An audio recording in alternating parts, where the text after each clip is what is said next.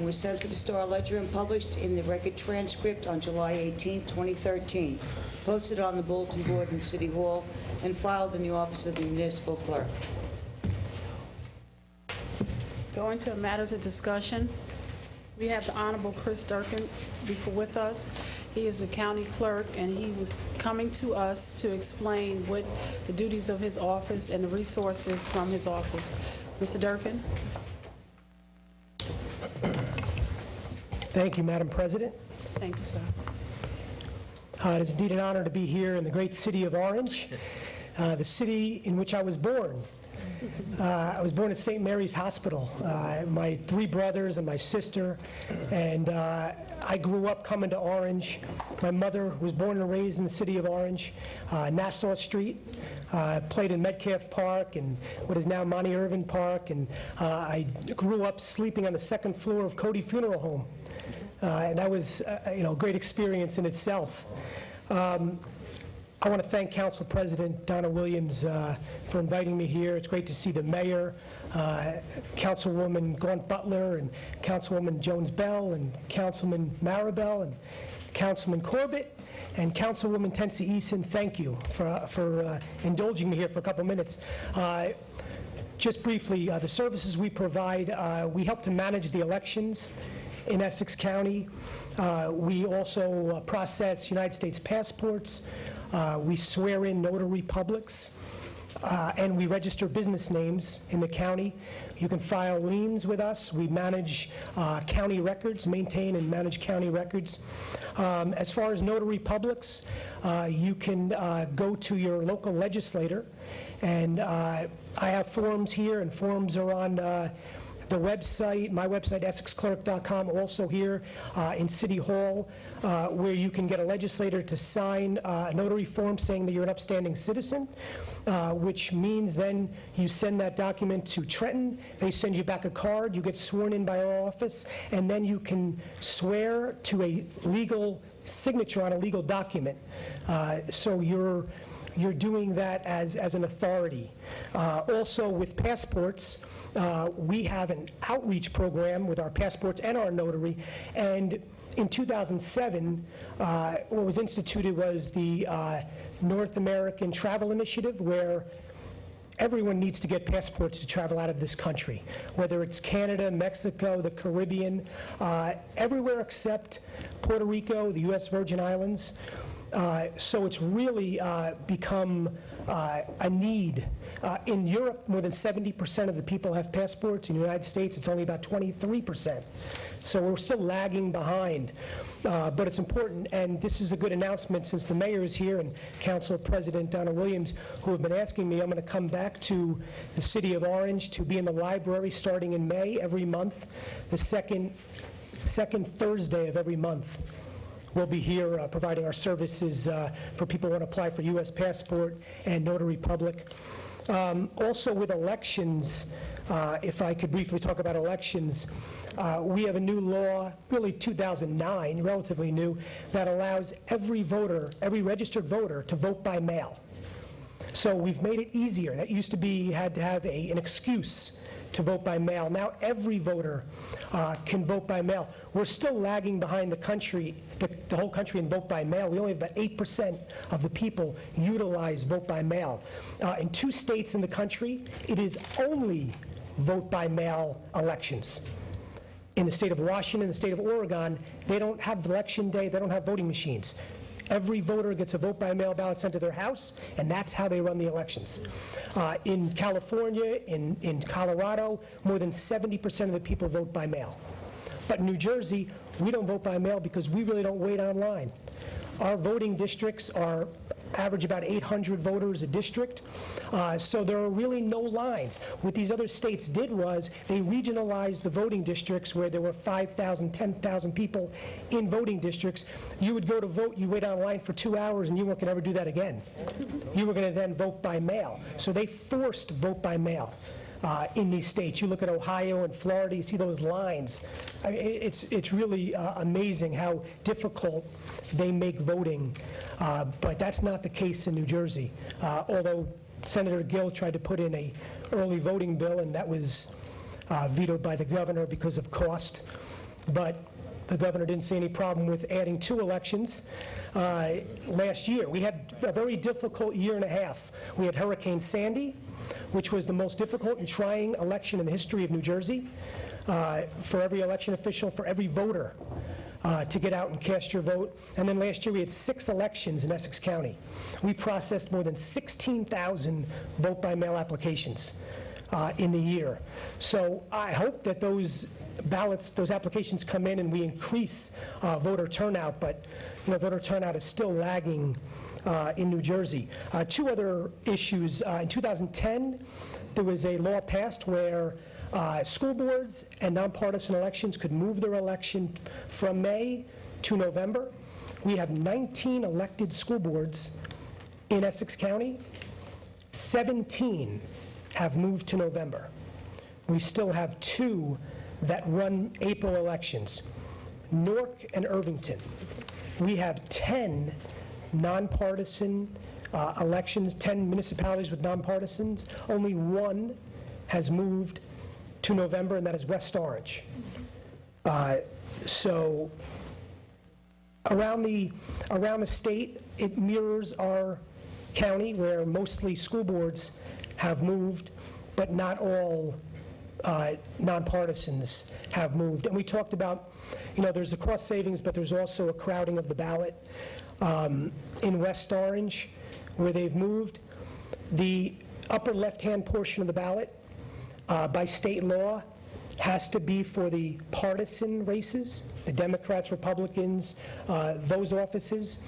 The next billing gets the questions, so the questions get next best billing, which is the upper right-hand portion, and that could be state questions, county questions, municipal questions, and then other elections, you find a space for them. In West Orange, obviously we don't know if there's going to be state questions. There probably will. There could be county questions. There could be local questions in West Orange. They have a nonpartisan election and also a school board election in November. So their ballot could be crowded, and then we'd have to see about maybe second machines. We'd have to deal with that if that came to pass, the amount of candidates. I would like to compliment and thank the City Clerk's Office of Orange. They truly do more with less. I know it seems like there's 3 women, right, in the office, and I've been working with them closely in elections and getting both of us ready and having an open dialogue. This year, there is an election for U.S. Senate on the ballot in June.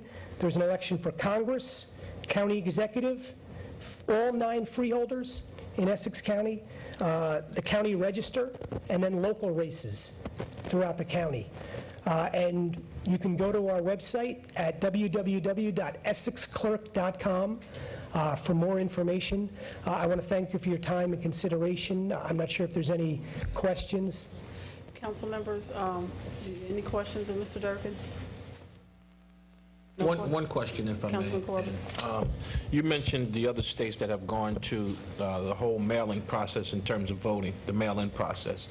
If the state of New Jersey was to move toward a mail-in ballot and eliminate the machines, is there a cost savings in that, or is it more expensive for the state to run it like that with the mail-in?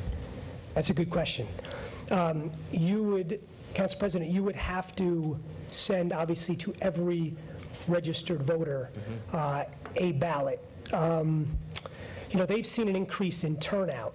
As far as cost goes, I'm not sure of the cost factor in that. We obviously have to pay for board workers.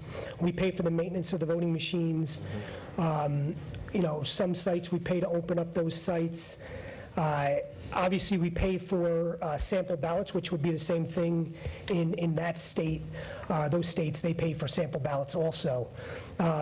Just to touch on another interesting point that I think our legislature should take up, you have to pay to apply. You have to put a stamp on your application for a vote by mail. We have postage-free voter registration, and it's free to vote.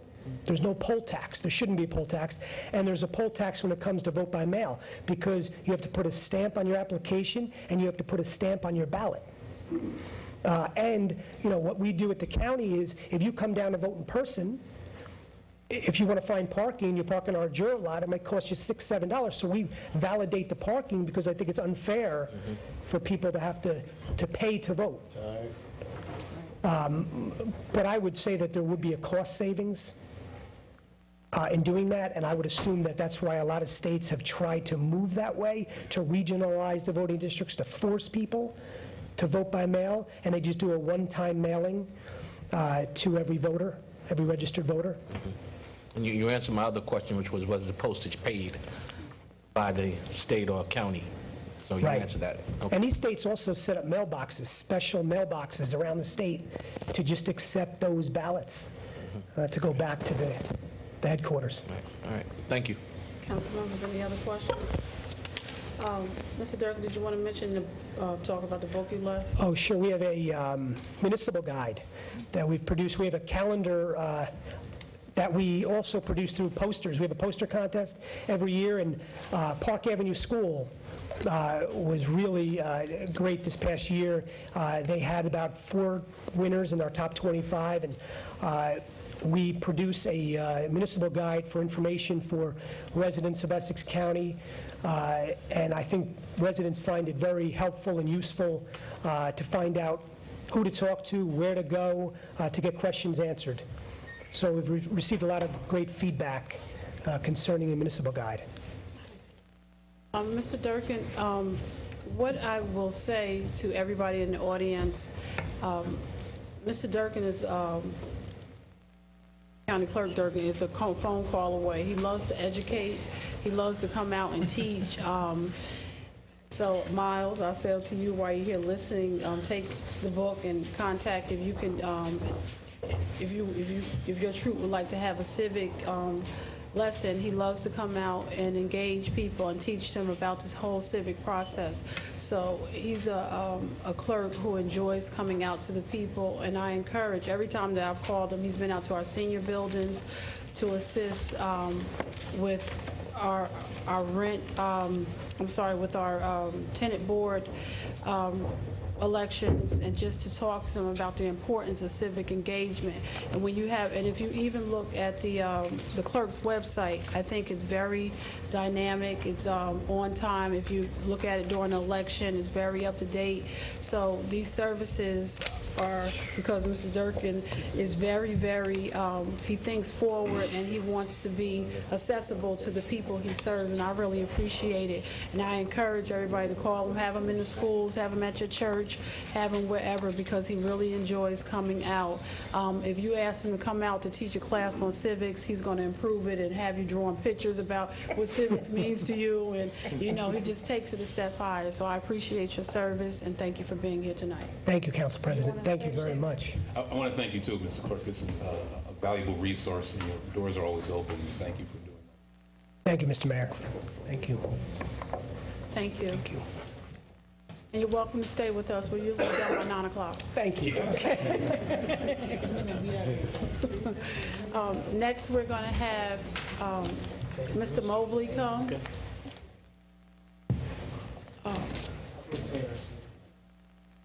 Mr. Mobley, there were a lot of questions in terms of the water infrastructure and the increase, and he presented before, and there were more questions.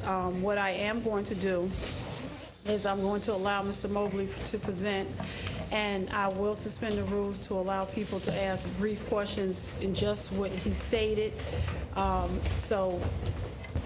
Please, Mr. Mobley, start your questions. Point of order, Councilwoman Williams.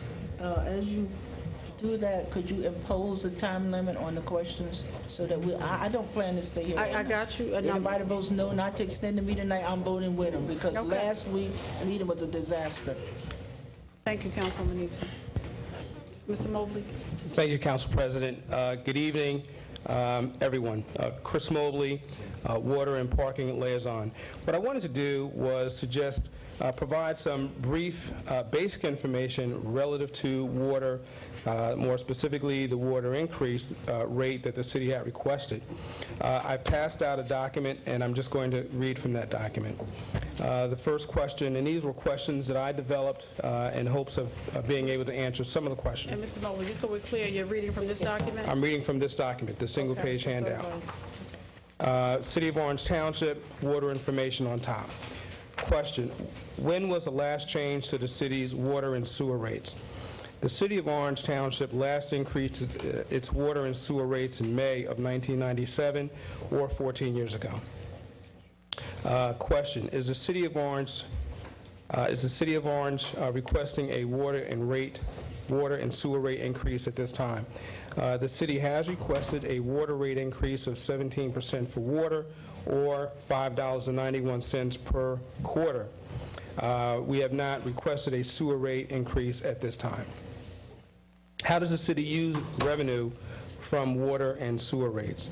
The revenue is used to pay the expenses associated with operating the water and sewer system. Expenses include, under operating, United Water, operating and maintenance, repair and replacement, which is done by subcontractors, and that work is subcontracted out at this time by United Water. The water connection, that means that when a new water connection, if there's a new development that happens, United Water charges for that. If there's a hydrant replacement, there's the New Jersey American Water pass-through. Passaic Valley Sewage Commission also bills the city for our sewer.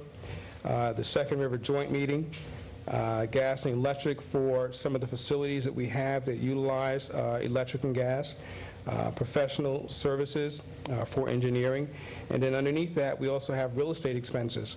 So you have the Township of Maplewood, West Orange, and Millburn, where we have facilities in those municipalities like our pumping stations and the wells there. Then we pay real estate taxes up there, property taxes rather. We have state permit fees. Secondly, when police have to come and if they're stationed, if we have a road repair, that expense is charged to the city as well. And then, of course, debt service and administrative fees for existing water debt that we have. Who operates the city's water system? The city's water system is currently operated by United Water. In May of 2003, the city entered into an agreement with United Water to operate our water system, which includes municipal water, wastewater, and stormwater. The agreement expired on November 4th, 2013. Since then, the city and United Water have continued to operate on a month-to-month basis. The city is currently examining its options for continued water service, which may include extending its current agreement with United Water. Council members, any questions? Do I have any questions from the public? Council President? I'm sorry, Councilman Marable. Mr. Mobley, there were two companion items before us recently, and I thought one was regarding a water increase and the other was regarding a sewer increase. And my recollection, one of those passed. I thought it was the sewer. Am I wrong? The water. The water passed? The water passed. I see. Okay. I knew it was one of them. Yes. Yes. The other document that I wanted to just speak to very briefly is the second document that I passed. And that's this document right here. That's that document there that I passed out. I know there was some concern or some question whether or not we could not have Dieter Lurch's firm, who did the report, who prepared a report for the city. I'm sorry, Mr. Mobley, just a second. Are there any additional documents out in the hallway? If people didn't get these documents, are they all passed out? Are they all passed out? The ones you gave me. Okay. So all the documents are passed out, so you would have to share. Okay, I'm sorry, Yes. Mr. Mobley. Okay. Is there someone that didn't get it? So, yeah, they're raising their hand, but... People in the audience. Yeah. Okay.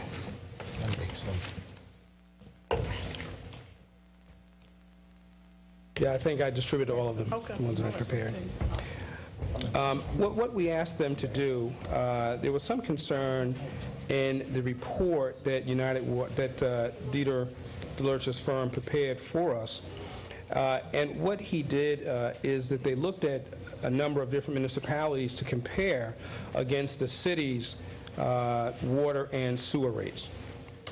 And so when we look at the front page here, and this page comes out of the report that was prepared. This is page 9 out of the report, and I'm looking at the top image, or the image on top of the page, and this is looking at United Water operations with proposed user charges. And what it shows is that the City of Orange, our existing rate is $91. This is for a water system.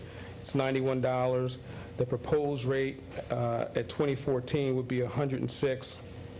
The City of Orange is $76, and East Orange. City of East Orange. City of East Orange is $76. Rawway, $103. Passaic Valley, $129. Woodbridge, $130. And $146 for United Water for various municipalities where they operate and where they own a system, and then Linden as well. So some of the members of the community asked me if it would be possible to have them look at municipalities that might be closer to the city, and so they've done that. And on the second page, you'll see that over to the right, they've added 3 additional municipalities. That would be South Orange Village, the Township of West Orange, and the Township of Maplewood. You can see that, again, if you look at the City of Orange, our existing rate, this is for water, is $91 on average quarterly bill, but South Orange is $153, $136 for West Orange, and $156, that looks like $156 for Maplewood. What it suggests is that our rate is still much, much lower than the rates in other municipalities in the surrounding towns. And so by increasing our rate, it will, one, bring us on par with other municipalities. More importantly, it will allow us to do some of the things that we need to do in terms of just basically operating our water system, which we can't do some of the things that we want to do now simply because the water utility is not self-liquidating. Mr. Mobley, looking at the second page, where you have going from to the far right, Township of Maplewood, is that managed by New Jersey American Water? That's what that means in parentheses? Yes. Okay. So South Orange, is that in-house? They maintain their own water? South Orange has an agreement with the city of, with the East Orange Water Commission to operate their water. Councilwoman Eason? Through you to Mr. Mobley. First of all, maybe you can explain to the City of Orange, $91, East Orange, which is a much larger city and has more residents. Maybe you can explain why theirs is so low and ours is, we're a much smaller town. Our rates is more expensive. Yeah, you're right, Councilwoman, and you may recall when Julius Consoni from Dee DeLurge's firm was here, one of the things that they mentioned was that East Orange was in a process of going through a very similar process that we went through so that they can increase their water rates as well. They recognize that their rates are too low. And so they're going through that same process to increase it.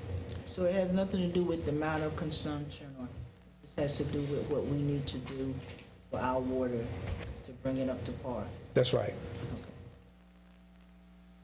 Council members, any other questions? Do I have any?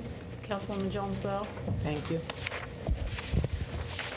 Regarding the pump station that's leaking water, Yes, ma'am. we would still have to fix that, so that's totally separate from this, what we're looking at tonight. Yes, we would still have to fix that. What Councilwoman Jones-Bell is talking about is at the pump station, at the Beach Street pump station, our old pump station, there is a valve there that is leaking, and we're probably losing about 200,000 gallons of water a day. And this leak, these valves are leaking because the building is extremely old.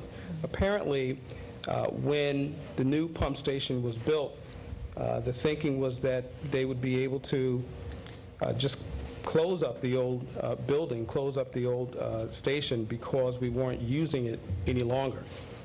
Those valves have now started to leak, and I know that I had a chance to go over there with the Councilwoman. But some of you have not had a chance to get there. I know you took some pictures and you shared them with everyone, Councilwoman Gaunt-Butler. But that facility is in bad shape, and it really just underscores why we need to address some of the issues that we have. Some of you I've had a chance to speak with. You know that we have an old abandoned pump station up in Millburn, and people are getting into that building. Kids are getting in there. I've had a chance to meet with Millburn officials, and we have a plan to address that. But one of the things that it means is that we have to develop a capital spending plan for our water infrastructure. I've had a chance to sit with the CFO, and we're talking about putting that plan in place. I'm also working with the tax collector and the law department to develop a water shutoff policy so that we can more aggressively deal with people who are just not paying the water bill. We need to be able to secure the revenue that the city is entitled to for the water that we provide. And by doing that, it will certainly help us to be able to do some of the things that we need to do with water. But I'm not clear about why United Water doesn't have any responsibility in this. And what's area Tapping specifically? off the pipes or whatever it is they have to do in order that they are not leaking. It's not spitting out water like it's been. Well, the city owns the building. We own the building. And so that, when we have to go in and repair that, it's just like if we have a water main break. When I notified everybody we had a water main break the other day, that is not part of the contract for United Water to repair. They will contract that out and bill the city for that service, for that repair. So whatever that contractor would charge the city, we would be responsible for paying that. Thank you. Okay. And Mr. Mobley, for clarification, there were several outstanding items that you kind of catch. There are several outstanding items, as Councilwoman Jones-Bell spoke up to, that you're kind of catching up to that were not dealt with previously, so you're kind of dealing with everything now? Yes, that's correct. Okay. Again, if there's a question from the public, I'm going to ask that you ask the question, be very brief, and Mr. Mobley will respond very brief because we want to keep the meeting moving. Is there anybody from the public that would like to ask Mr. Mobley regarding this matter? Mr. Felds? Nice to see you, Mr. Mobley. I wish you were here at 12:20 at the last meeting. I don't know what the purpose of this presentation is because you already approved the water rate increase without any backup. You used the word, as to the comparative analysis, that's not the real analysis. You used the word not self-liquidating. Do you have a chart to show us what you mean by not self-liquidating? Like what are our needs, what our costs are to justify this increase? Not what other people charge other rates. You used the word not self-liquidating. Can you define what that means and what we would need to fund the capital costs that you're talking about?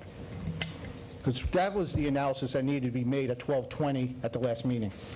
Do you have an analysis of the not self-liquidating that you presented to people? Thank you, Mr. Fell. Mr. Mapp, did you want to respond to that? By not self-liquidating, I am Adrian Mapp, the Director of Finance. By not self-liquidating, what Mr. Mobley simply means is that the... Mr. Fell, I'm sorry, just have a seat and let Mr. Mapp answer. I apologize, Mr. Mapp. Is that the water utility is not paying for itself. Right. That's as simple as it is. Thank you. Is there anybody else from the public that would like to answer a question? Donna, can I respond to that question?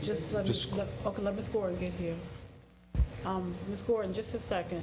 I mean, you can stay there. Just stay, Director Mays. Yes, I just want to say briefly that we actually did talk about that this morning. There's about $3 million worth of capital improvements that need to be made for the water. And at the last meeting, I did talk about that late that night, that there were a number of improvements that are mandatory and that need to be made right away. So there is a dollar amount on that. I just want to mention that. Thank you. Ms. Gordon? Good evening, Kathleen Gordon. I have one question and one maybe request or something to think about. The question is, I have with me the city, the Mr. Lurch's review of operating agreement and so on, which not everybody has now. But,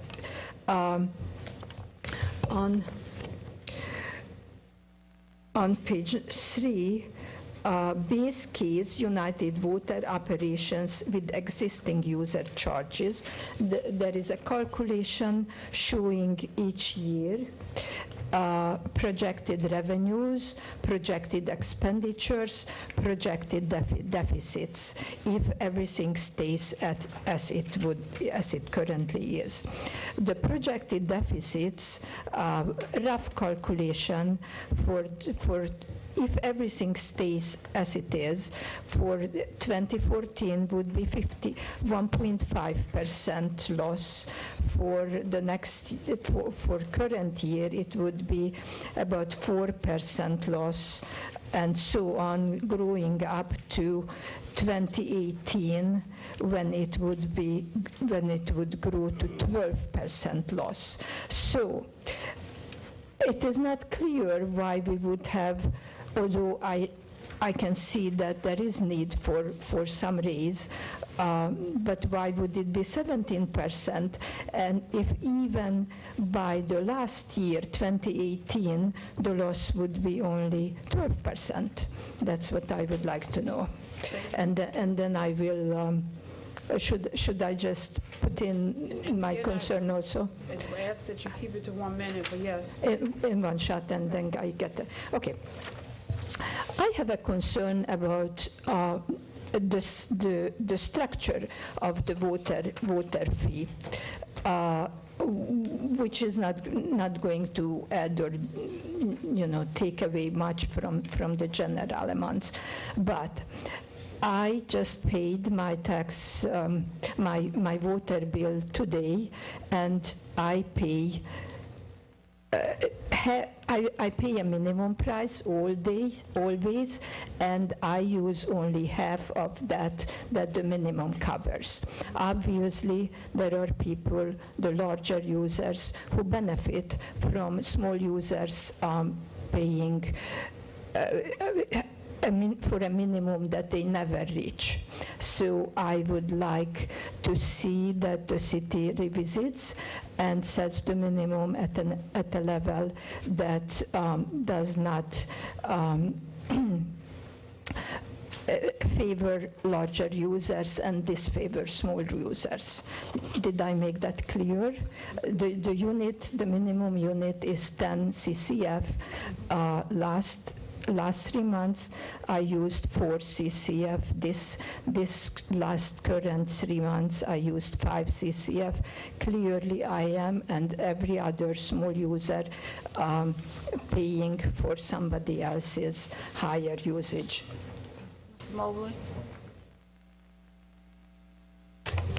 There are basically two. There are basically two groups that represent the largest percentage of the users of the system. Those are single-family users. There are 1,911 accounts, and two-family residential homes, 1,125 units. The others are relatively small. A three-family, there are 277 of those accounts. And then you have condos and townhouses at about 134. It is possible to go back and look at the structure and see if there's a way that those users, the single-family users and the two-family users, that there may be some relief, if you will, for them. We can certainly take a look at that. And is it basically just done now on average? I'm sorry? How is it done right now? Is it done on the average? It's done on an average. Okay, thank you. All right. Mr. Meyer? I'm sorry, I have two questions. I can answer a second The first one was more important. The first question, if it's okay, ma'am, I'd like to speak with you about that so we can do a little bit more research on that together. Can we come back? Sure, absolutely, absolutely. And before you speak, Mr. Meyer, Director Mays? Yeah, I just want to say in reference to Ms. Gordon's first question is that essentially you can adopt two policies. You can adopt a policy of increasing the rates gradually. And in this case, why we see such an increase is because there hasn't been any increase since 1997, which is not necessarily the policy that some towns adopt. Some do it gradually. I would prefer to do it more gradually myself. So that's why you see the disparity in the percentages. Thank you. Mr. Meyer? Bruce Meyer. I have no problem with the rate increases for water. I understand infrastructure problems. I've looked at some of these numbers over the years. I'm not surprised at all. What it comes down to, again, is I don't understand why we don't have the documentation to show.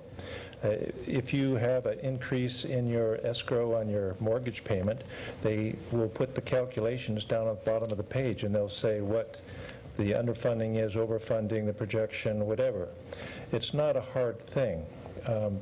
We paid Dieter Lurch and Company a huge amount of money to do this study, and I do not understand why there's not a summary that people can look at that could be in the paper, on the website, or whatever it is. It has the basic numbers. You saw the trends, the reasons for it, several different increases, projected up to show where we would be. This is not rocket scientists, but it goes down back to the fact that there is nothing presented to citizens or city council or anybody that would normally be presented by any other municipality or business doing things like this, that would be a clear and simple explanation for it. That's what people are upset about here, is because they don't know it. And just because we don't do rate increases based on what other people do. Other people have an increase, well, heck, it's time for us to do a rate increase. That's not what it's based on. It's just simple numbers. And does Dieter Lurch or does our finance department think that the citizens of Orange are stupid? Give some numbers and some explanations, and all this will go away. Thank you. Thank you. Council President, you may recall that when the presentation was done, that Julius Consoni from Lurch's firm did come and do a full presentation. However, I do agree that the presentation, the report, should be made available to the public, and it should be put on the website. And I will certainly speak to the administration and see if that's something that we can do. And I will say, Mayor Warren, you're here tonight, and it is something that we asked at the initial presentation as a report be put up on the website, and to date it has not been put on the website, so if we can make that happen, it will. Ms. Stewart?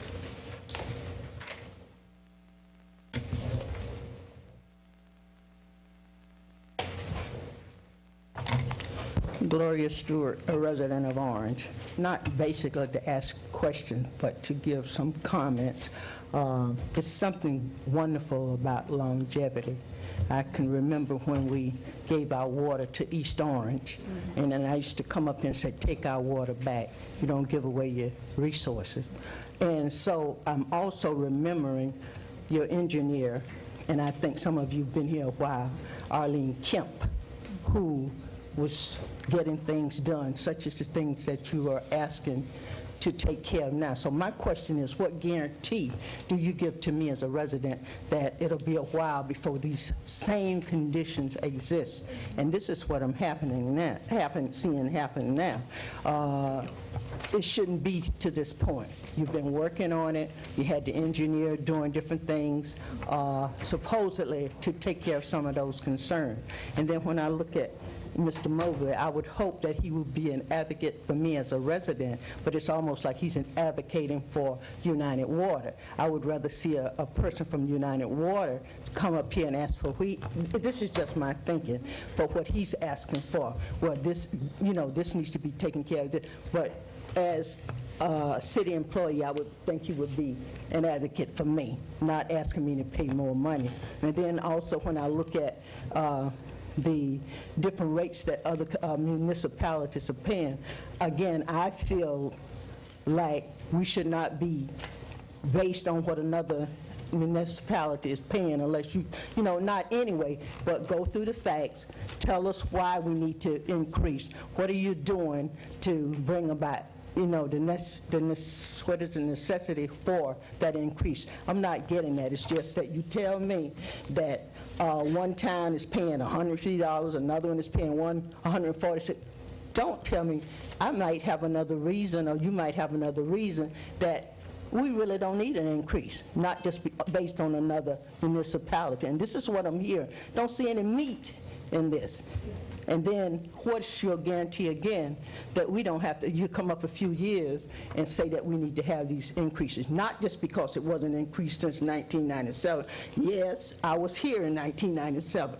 I do not drink orange water. I told them then that it was not good, and it rusts my pipe, eat up the pipes in my house. That's how bad it is. 1997. So we're back at the same place trying to take care of some of the same problems. So what's the guarantee? Yes. And I don't want to take up too much time. I wasn't the reason we were here till about 1 o'clock the last time.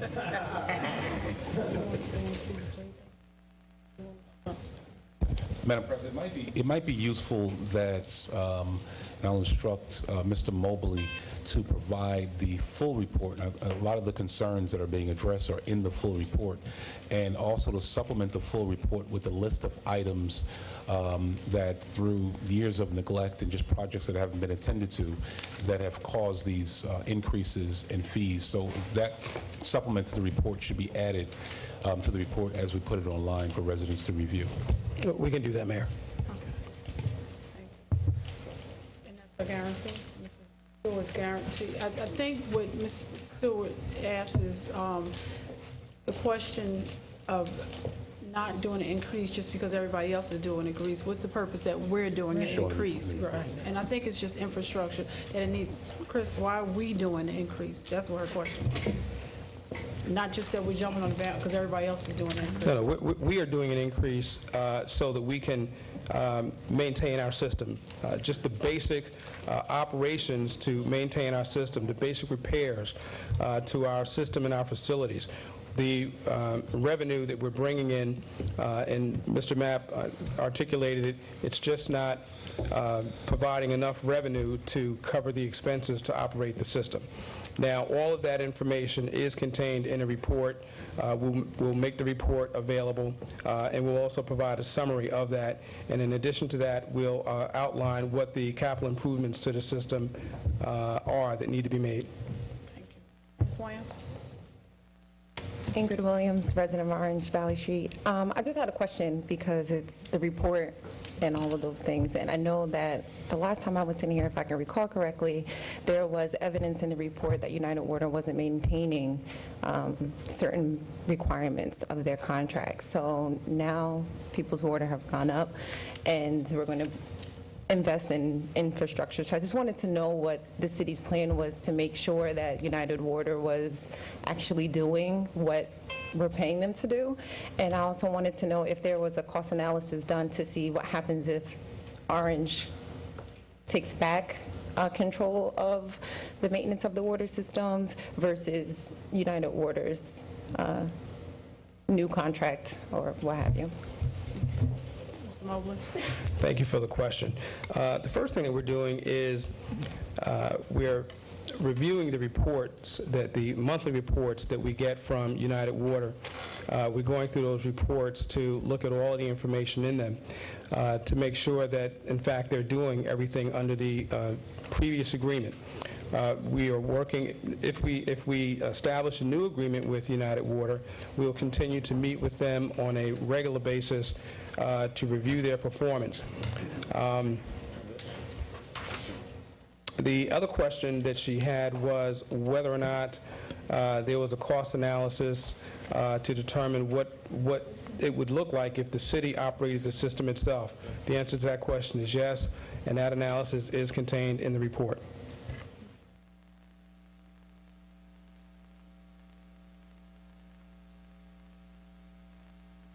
Good evening, Council. I'm Dwight Holmes, Hawthorne Street in Orange.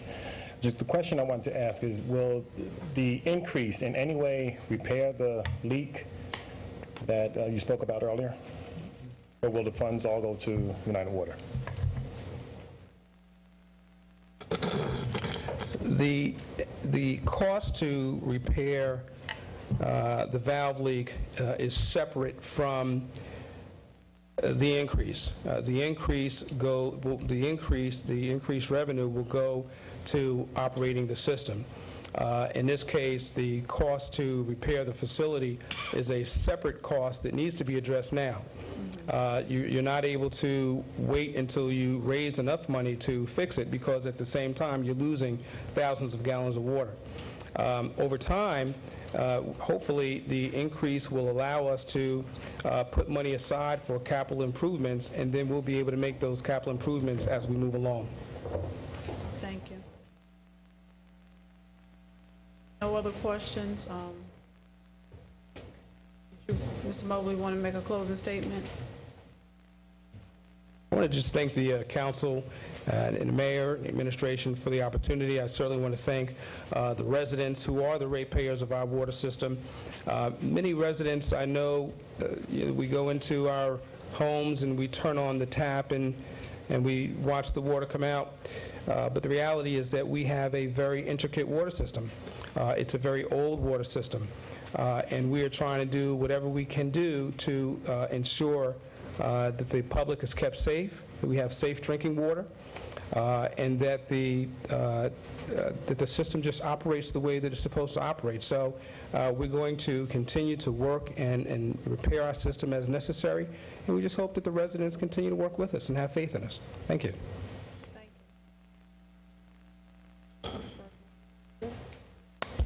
Councilwoman Williams, I'm sorry, Councilwoman Easton. Before we have additional matters for discussion. Just for about a couple of minutes. I'm sorry. Not for you. No. What, did you come back or you look? No, I thought she might have had a question. No. Okay, thank you very much. I'd just like to ask the council to suspend the rules and have Mr. Rinaldi come up. As you know, this week, and I guess since the re-eval, the residents have been getting the letters, and our seniors are really alarmed right now because there's a letter coming from, Fiodi Esposito, the law firm, and some of them don't understand what it is, and they think their houses are being sold by the city. And so I want Mr. Rinaldi to come up and just explain to everyone what these letters are so we can dispel any of the alarm. And I've gotten the phone calls, and I had to go to one lady's house personally because she swore to me her house was being sold.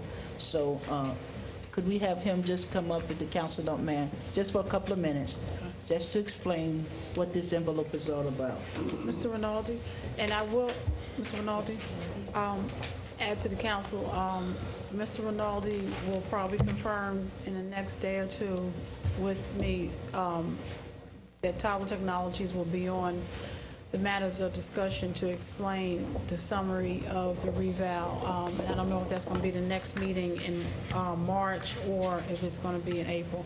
But Mr. Rinaldi? Matt Rinaldi, tax assessor, City of Orange. Good evening, council, mayor, members of the public. This was brought to my attention today from Councilwoman Easton about an advertisement from law firm. This specific law firm, I'm sure there might be some other ones already soliciting business, The one thing actually gives us a good opportunity to just give you an update where we're at with the revaluation. But just to dispel this particular one, some inaccuracies. With this revaluation for 2014 tax year, and we just sent our final changes in today. The assessment notice postcards, which is the final certification, I will be certifying the tax lists probably by the end of this week.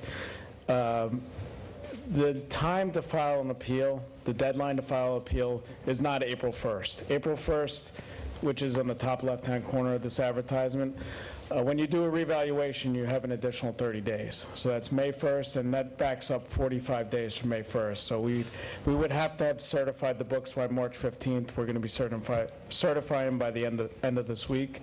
The other, and if anybody gets another letter currently before they see their postcards, this is based on a 2013 assessment. I haven't checked this one individually, this particular property, but that's not the current assessment that's going to be under appeal. The current assessment for the revaluation is 2014, and it is as of October 1st, 2013. If anybody does not get their postcards, which should be going, they're going to be going out in the mail this week, so within the next week, if you do not receive it, you could certainly call the tax assessor's office to find out what your assessment is.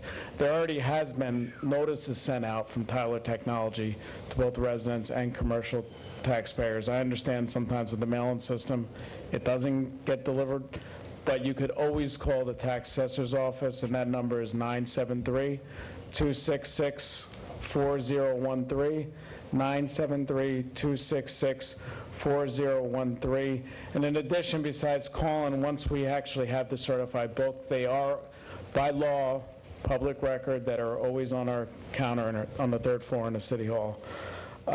So just to recap, obviously this is an advertisement. I can't tell an individual who to not use or who to use, but we do have new values. So this is inaccurate for this particular property. I can't, and for any property that this law firm was sending, because they are using inaccurate data. But I would like to reiterate that you can call our office to get the assessment information if you do not get that postcard. In addition, if you are dissatisfied with your value, it's not taxes at this point. You have to prove your value by, which is based on current market data as of October 1st, 2013, for the 2014 tax year. You could always contact the Essex County Board of Taxation. They're at 50 South Clinton Street in East Orange, New Jersey, and their phone number is 973-395-8525, 973-395-8525. My supervisor is under their direction, the County Board of Taxation, and they are basically, I'm certifying the books to them, and that's the values as of 2014. And May 1st, once again, is the deadline if you do feel your market value is incorrect. Mr. Rinaldi, is it basically because we're going through a reval that there's a list out there and they're just mailing these letters out randomly? Well, there are lists out there that are public record. Actually, you can get it from the County Board of Taxation, which is all the assessments in the state of Jersey, but the data hasn't been updated yet. Right. So if they were incorrectly assuming we didn't have a revaluation, they're still using data based on last year. So just... Yeah. Councilwoman Easton? Sure. So I just want the residents to know that they should disregard this letter for now, because number one, you have not gotten your new tax rate. You can challenge the evaluation of your house. Exactly. So, and do you have any idea when the first tax bills will go out for this order? Well, the way, and Mr. Smith can answer how he does bill that, but when you do a revaluation, you are, for the 2014 tax year, the first and second quarter is still based on your assessment previously, and then Mr. Smith will be making an adjustment based on the new tax rate. And the new tax rate won't be established until municipal, county, school budgets are all passed, and it's generally in July or August with the new tax rate. But and I always reiterate to everyone, even that comes in my office, I understand everybody's concerned with paying taxes, and I understand the burden it is, but what we did with the revaluation is we're trying to equitably distribute the burden based on your fair market value. So you have to really, if you were to take an appeal, like, this is misleading because obviously the value is higher, but if you're taking an appeal, you have to, the burden of proof does go to property owner, because we have looked at current data, and that's what we're going on, the current data. But like I said, any questions, if you don't get that assessment notice card, please contact my office, and we could certainly tell you the new assessment. And Councilwoman, just so that the public is absolutely clear, the Sure. first and second tax bills will be based on last Yeah, by law, yeah. Mr. Smith can't do that until he gets a new tax rate. So your new tax rate will not take effect until third and fourth quarter. Yeah, but the new value is for the whole year, because that's why he has to make that adjustment if anything changes. Thank you. Thank you. Any other questions, or? Any questions, council members? No. Clerk, you want the agenda? The resolution Thank you, Ms. Rinaldi. and ordinances to be presented at tonight's meeting are listed on the attached regular meeting agenda. If any council member wishes to discuss any resolutions or ordinances, it may be discussed at this time. Council members? Council President, I think I just have one quick question on Resolution 56, 2014. Yes. And that's a resolution authorizing amendments to the lease agreement between the City of Orange Township and the County of Essex for use of property at the Orange Reservoir. Yes. My question is, would you have information with regards to whether the Freeholder Board has approved this already before it comes before the Orange City Council? Mr. Garrett? What I do know, Councilman Corbett, is this resolution, while Mr. Garrett comes, is allowing the county to know that we're in favor of doing the amendments that the county exec was here talking about, and then and if we pass this in favor, then an amended lease will be put before this council with all of the amendments, and then we'll vote on that. So it'll be a two-step process. Mr. Garrett?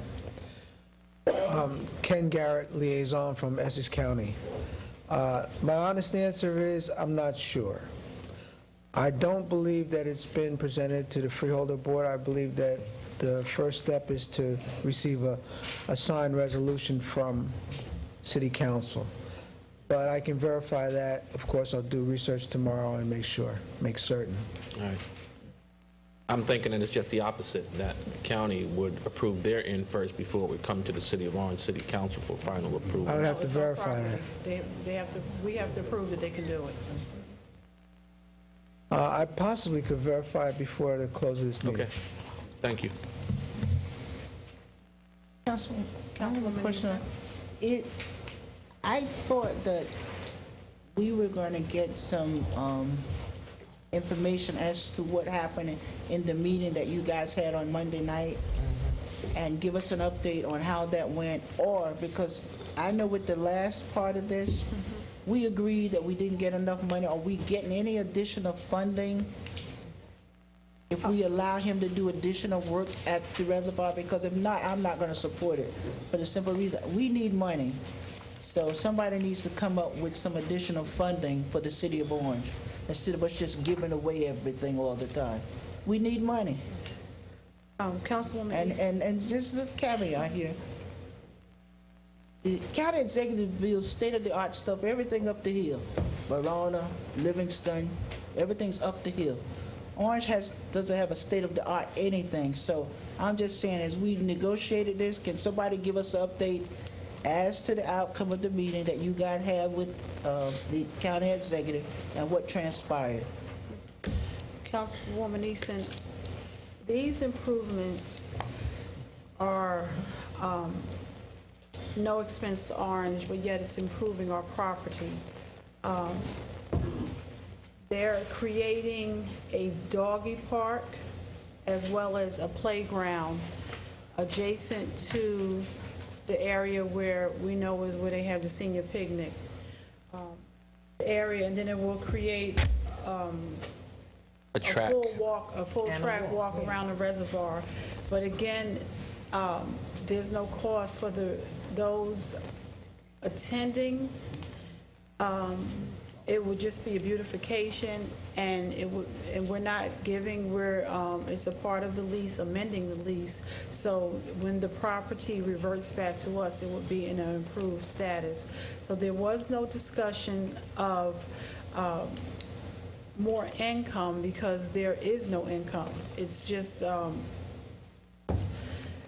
greater access for the residents of Orange and or Essex County who attend that area to have a nicer place and to visit, to sit around, to walk, to exercise, to have a beautiful open space. In terms of the lease, the modification of the lease, that portion will come second. And there were several things that will be discussed in that lease. If this is the first part, is the City of Orange willing to go forward with these modifications? If yes, the city attorney and a council member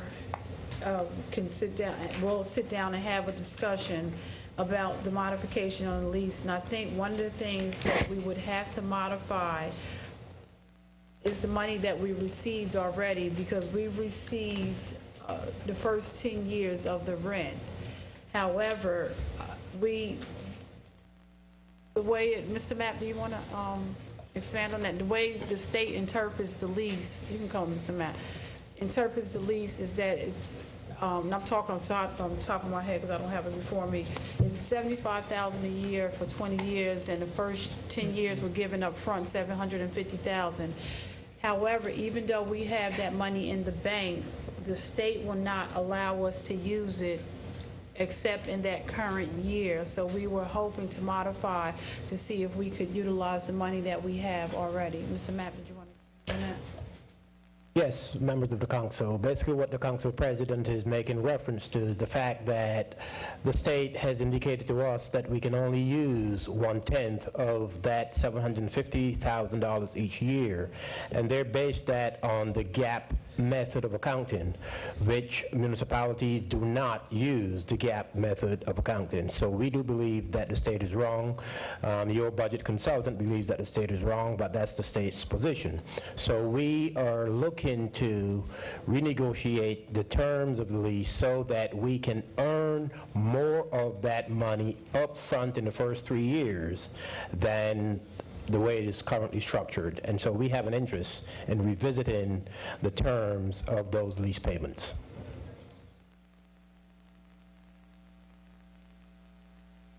Councilwoman Eason? So there's going to be a meeting to revisit those terms? We would have to get past this portion. Is the City of Orange is interested in allowing the amendments to go forward, and then after that portion there will be a meeting to revisit those terms, provided we say yes. And quite frankly, the basis for our position is that we believe those revenues are earned when received because of the method of accounting that is used in the state of New Jersey, which is a method known as OCBOA, or the comprehensive basis of accounting, which is a hybrid between the cash method of accounting and the accrual method of accounting. I know that doesn't mean a whole lot to most of you, but that's the basis for the position that we take. Thank you.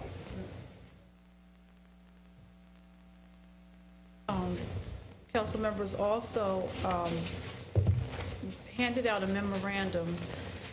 If you had the opportunity to review your bill list, it appears to be duplicates on the bill list. The memo explains duplicates. So this memo that we just handed out explains what appears to be duplicates on the bill list. Was it duplicates, Councilwoman, or did we get 2 copies of the same thing? That's Mr. what Mapp. mine was. Yeah. Yes, you did receive almost 2 copies of the same thing. We initially sent up a bill list, then we added some additional items, and instead of pulling back the original one, we sent the second one, so you ended up getting both copies. And the memo addresses? And the memo addresses the difference between the 2. Thank you. Yeah. Because when I was going through mine, I realized it was two bill lists attached together. Because I was already circling like what was duplicate, and I realized it was the same thing. On the bill list, 56-2014. Right. State the page that you're on. Page 3. Yes.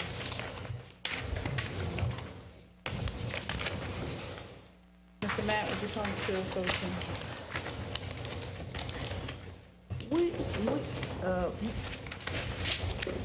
And maybe this is for Mr. Mays, I'm not sure.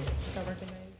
On page 3, I have two questions. Under vehicle repair and maintenance, Mr. Mapp and Director Mays, we now have a car wash contract, am I correct? So why are there separate bills on the bill list for somebody getting a car wash? That goes back to an item that was addressed last year. There were 3 items on a purchase order. 2 of the 3 were paid.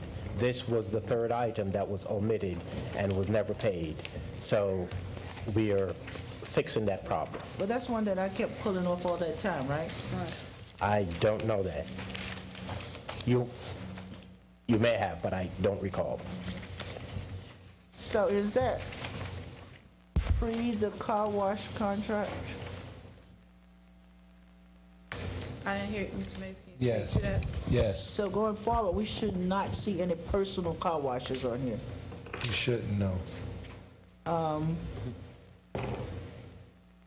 And just below that, programs and special events. Page 3, still. Huh? Still on page 3. Yes. The $219, can someone explain what that was for? The $219 pertains to the holiday party for the, that is for the seniors, and extra supplies had to be ordered. Extra food, I should say. Oh, the one that was at the Elks Club? I believe it was at the Elks Club. So this goes back to last year. And if you notice the very first line of those 4 items, you'll see it has a description, extra food for senior holiday lunch. Okay, that's all I have. Okay. Mays, page 9 and 10.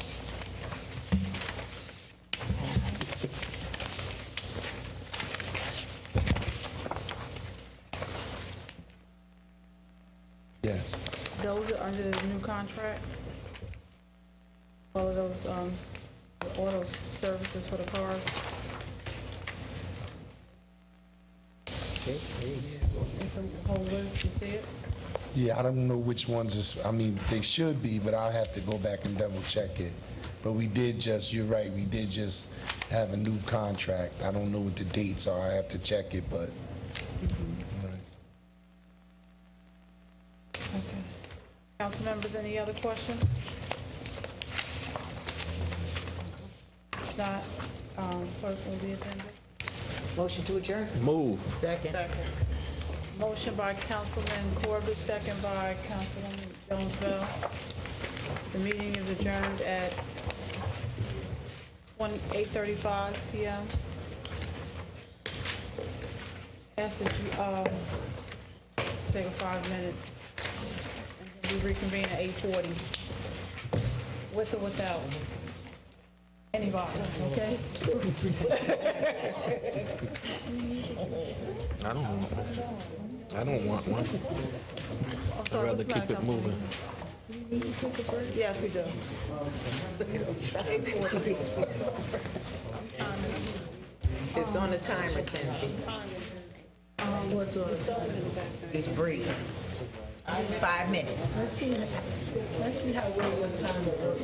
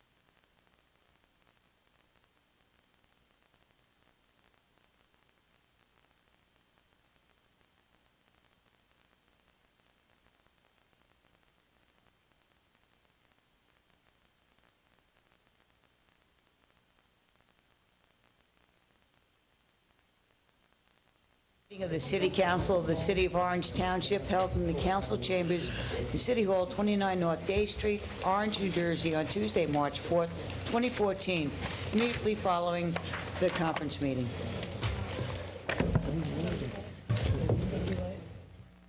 Yes. We're going to be led for the Pledge of Allegiance by Mr. Patterson. Please stand.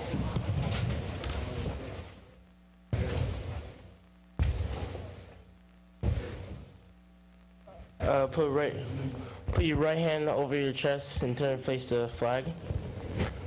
We will now recite the Pledge of Allegiance. Ready, begin. I pledge allegiance to the flag of the United States of America and to the republic for which it stands, one nation, under God, indivisible, with liberty and justice for all. And immediately following the roll call, Mr. Patterson, before he leaves, will give a brief introduction of who he is and just tell us a little bit why he's here after that roll call. Council members Abdul Rashid, Councilmember Corbett. Here. Councilmember Eason. Here. Councilmember Gaunt Butler. Present. Councilmember Jones Bell. Councilman Marable. Here. Council President Donald Williams. Present. Also present, M. Smith, Municipal Clerk. Dan Smith, City Attorney. Adrian Mapp, Director of Finance. Kevin Harris, Legislative Research Officer. Ms. Amir from the Clerk's Office, and Mr. Mays from the Administrative Representative. And Councilwoman Jones Bell just joined us. The requirement of NJSA 10:4-9 et seq., the Sunshine Law, has been met. A notice of this meeting was sent to the Star Ledger and published in the record transcript on July 18, 2013, posted on the bulletin board in City Hall, and filed in the office of the Municipal Clerk. Thank you. Before we move on with the agenda, if you allow, suspend the rules and to give Mr. Patterson, as you know, he has to get home to get ready for school tomorrow. So we don't want to keep him for the next half an hour, because we're only going to be here half an hour. So, Scout Patterson, can you just tell us a little bit about yourself and why you're here tonight? Okay. My name is Miles Patterson. I'm in the 8th grade, and I grew up right here in Orange. And I go to school in St. Benedict's in North New Jersey. And the reason why I'm here is that there's a certain question for my merit badge I need to get done so I can get the badge. And the question is that I need to attend a city council meeting and discuss an issue at the meeting. So, yes, there. Council members, do you have any questions of Mr. Patterson? What issue does he want to discuss? You got to talk into the mic. I said, what issue would you like to discuss? Well, he said. He said, but in order to get there, he has to discuss an issue. Yeah, that's what he just said. Or whatever. None of this time. Okay, thank you. Good answer. You sound like a politician. Council members, are there any other council members that wish to address Mr. Patterson? I'll ask him a question. Councilwoman Jones Bell. Thank you. Mr. Patterson, has being here tonight inspired you to want to become a part of city government? Well, I'm not sure about that yet, but I'm going to I look forward to it, into maybe one day becoming part of the council. I don't know. Okay, thank you. Keep coming. Councilwoman. He sounds like a politician already. Councilwoman Gaunt Butler, any questions? No, I already introduced myself to Mr. Patterson, and I welcomed him to the council meeting. And I encouraged him to come because it's important. And he was receptive to that, as you can see. Attorney Smith, I know how you are with young people, and you are always inquisitive about they prepare for college. Are there any specific questions that you may have for Mr. Patterson? No, I don't have any questions of him. I just hope that he continues the path that he's taking and he pursues his education diligently, and I'm sure he will probably one day lead this council. At least he has ambition. That's what's fun. I have one final question for him, if I can. In your introduction, you were going around the room? Did you want to go, Council? Yes, I will. Councilwoman Easton. I'll come back to you, Councilman Corbett. All right. Councilwoman Easton. I just want to say welcome and congratulations. And at another point in my life, I was a commissioner for the Boy Scouts. So I used to wear the same uniform that you wore. In fact, I still have it in my closet. So someday I'm going to pull it out and see if I can still get in it. But I enjoy working with the Boy Scouts. After tonight, you will be. Councilman Corbett. I just want to ask how old you are and what grade you're in. You indicated what school you go to, but I just curious. 14 in the 8th grade. Okay, thank you. Just his mom. Yes, you can. Oh, my mom, Claudia Patterson, over there, sitting right there. You got to get used to this. Say, Mom, could you please stand? And if it wasn't for her. And I'm just going to step out, and I'm just going to do something little extraordinaire, just some food for thought. Ms. Stewart, I'll let a citizen ask the question. Come on, Ms. Stewart. Come on. You can't answer there. You got to answer there.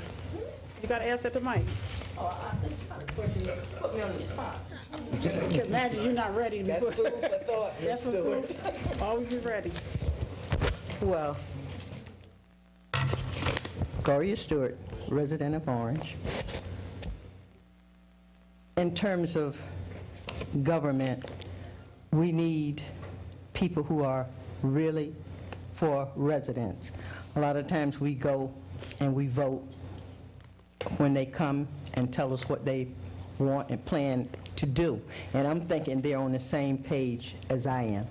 So when you make a promise, and I'm going to look at you as maybe going into government, when you make a promise, you're speaking for your constituents.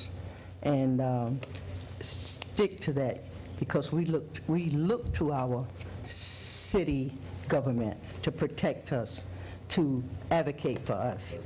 And I guess my question is, what do you think about St. Benedict's? I had my grandson attend St. Benedict.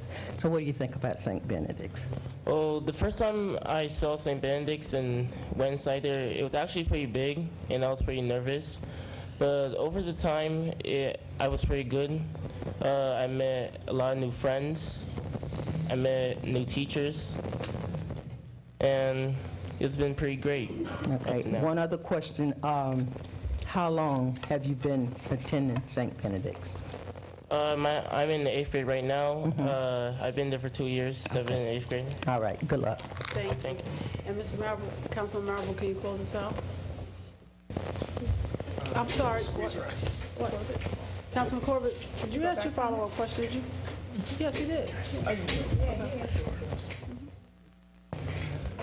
Councilwoman Williams, when I was growing up in the city of Orange, I was a member of Troop 57 at Holy Spirit Church here in Orange, and one of my scoutmasters was a Mr. Larry Johnson. He's your scoutmaster too, isn't he? Yes.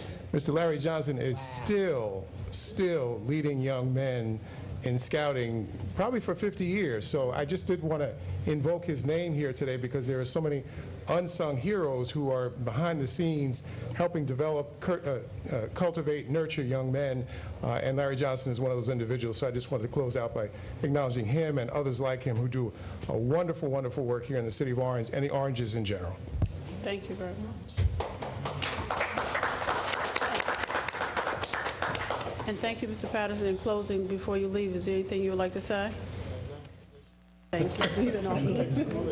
Thank you very much for coming. Ms. Smith, Deputy Clerk, continue the agenda. Yes, I need approval for the past minutes of January 7, 2014, conference and regular minutes. Is there a motion? Move. Second. Moved by Councilman Corbett, second by Councilwoman Jones-Bell. On the motion, seeing none, roll call. Councilman Abdul-Rashid is absent. Councilman Corbett? Yes. Councilman Eason? Everyone can vote, some not on there. If you can't vote, right. You're correct, Councilwoman Easton, you can't vote, you were absent. For the 7th, I'm not Right. on those. Councilman Gordon Butler? In favor. Councilman Jones Bell? Yes. Councilman Marable? Yes. Council President Williams? Yes. Motion carries.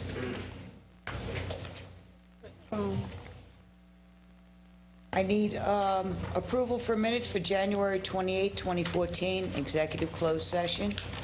And council members Joan Bell and Marable cannot vote because they were not present. Move. Second. Which one are you doing now? January 28th. So you just Executive did closed. conference and regular? Yes, ma'am. Okay. Okay, go ahead. And it was easy.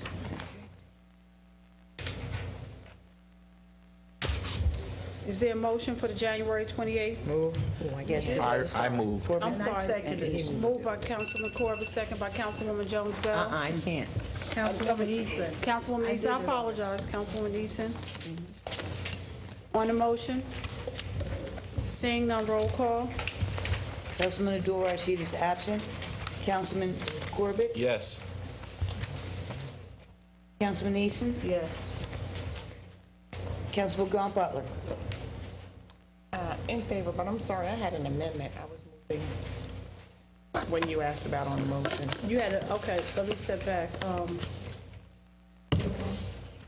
We're in the middle, so we need to go back to, she had on a motion, Attorney Smith. Do a motion to adopt, right? Motion to adopt Motion to adopt what? the modification. But she needs to state what the modification is. So, but we were in the middle of a roll call, so. Doesn't matter if we were in the middle of the Where's the roll call? Oh, finished roll. Okay. Council President Williams? Yes.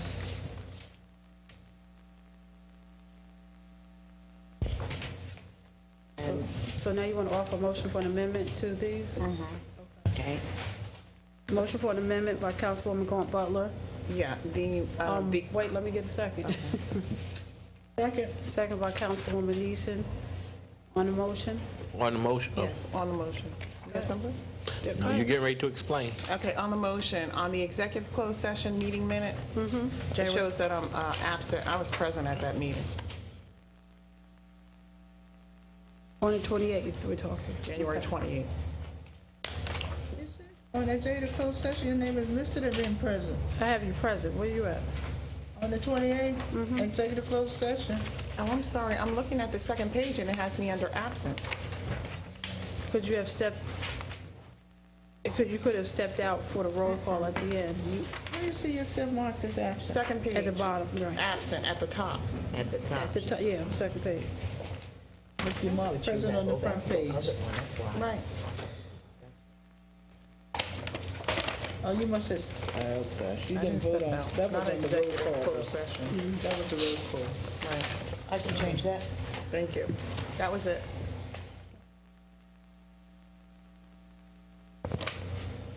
So is motion to amend and adopt? Move. We already did it, that's what I'm just saying, I'm clarifying. Are there any others on the motion? Roll call? Councilman Abdul-Rashid is absent. Councilman Corbett? Yes. Councilman Easton? Yes. Councilman Gaunt Butler? In favor. Councilman Jones Bell? Yes. She can't vote. Oh, this is the I'm same sorry, one I can't that's right, you vote cannot vote. Council President Williams? Yes. Okay, motion passes. And how many, what's the vote, sorry? 3? 4. Corbett, Easton, Gaunt Butler. No, Jones Oh, can't. Jones cannot. So it's 3. So it's 3 yeses and 2 abstentions? Because they can't.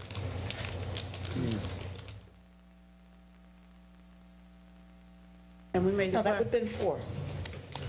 Corbett, Easton, Gaunt Butler, and yourself. Okay, just clarification. And the change, just for clarification, is that Councilwoman Gaunt Butler was present.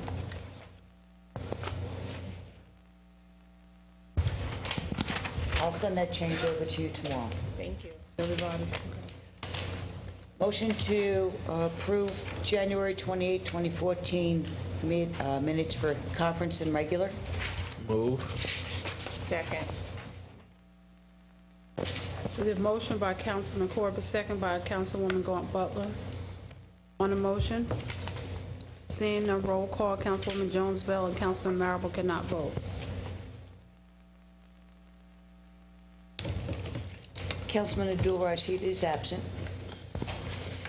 Councilman Corbett? Yes. Councilman Eason? Yes. Councilman Gaunt Butler? In favor. Councilman President Williams? Yes. Motion carries. 4 yeas, 2 abstentions, 1 absent.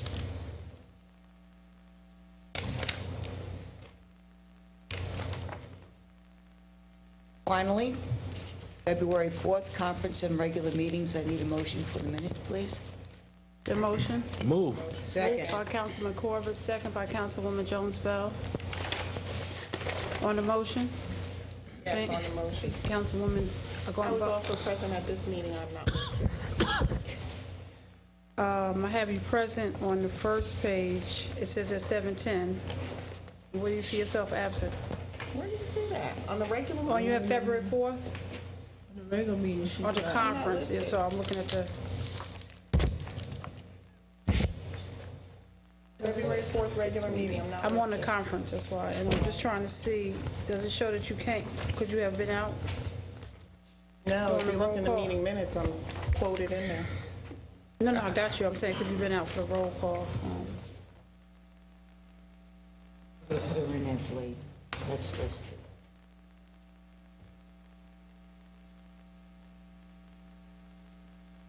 So no, it's a motion. Motion to adopt and amend. Motion to adopt and amend. Second. Moved by Councilwoman Eason, second by Councilwoman... You're invisible. I'm sorry, who said just a second? I'm sorry. Councilwoman Gaunt Butler.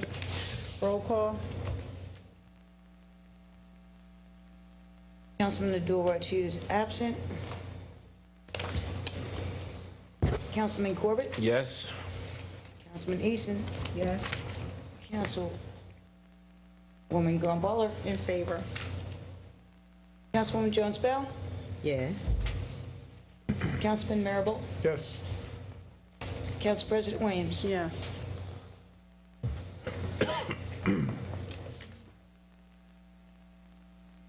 There are no open reports. There were no communications or petitions. Down reports.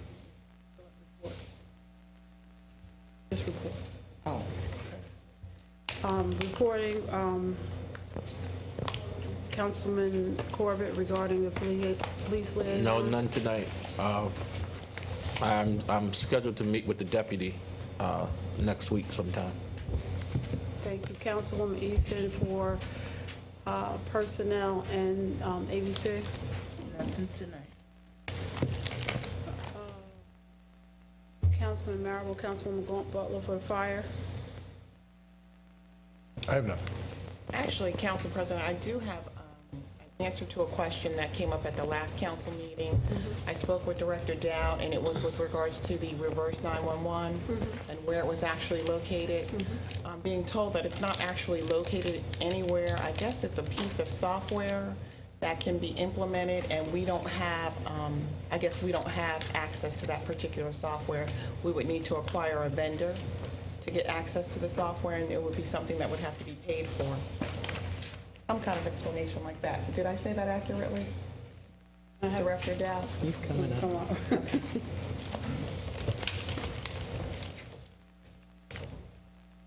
Michael R. Dowd, Fire Director, City of Orange Township. In reference to the reverse 911 system, that's correct. There is no box or something. It is a piece of software, and the vendor has to provide it. We did have it, but I believe the contract expired.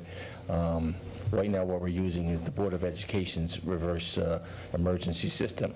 The problem there, it only goes to people who have children in the school system, so it's limited. We're a total 911 center or reverse 911 would contact every home in the city.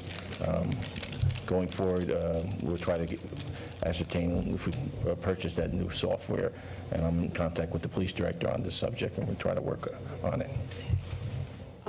Director Dow, I believe there were conversations with the school that we could expand the use of their system rather than purchasing a whole other system.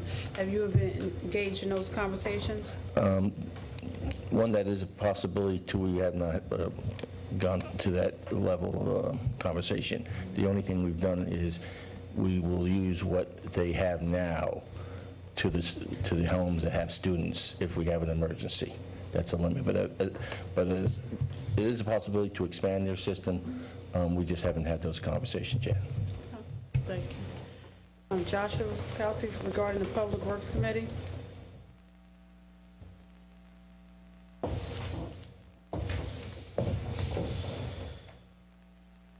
Joshua Sokolsky, 393 Alcott. The Public Works Committee met this past Thursday, two Thursdays ago, Thursday, February 20th. The main item for the agenda was the city's snow response and improving our snow plan. It's been a hard winter. It's been a bad winter. We all know that, and we also know that the city has a lot of things it could do better when dealing with snow, and we're trying to figure out ways to do that. The points that were discussed, number one is we need to better communicate with our residents on what they should do before, during, and after a major snow event. What was just mentioned, the reverse 911 system, was one of the things that was possibly discussed, and better ways to communicate with residents. That wasn't a particular point, but it was just one of the items and how we can better get the community involved. The other is maybe clarifying and through our snow plan what to do when we're talking about a relatively minor snow event, say 1 to 3 inches, something more significant 4 to 6, and then something 6+ where it's very heavy, and what should be done as well, and that includes again in the 6+ range, possibly doing better notifications, temporary signage, and also improving our posted signage on what is a snow emergency route and what is snow plan policy. One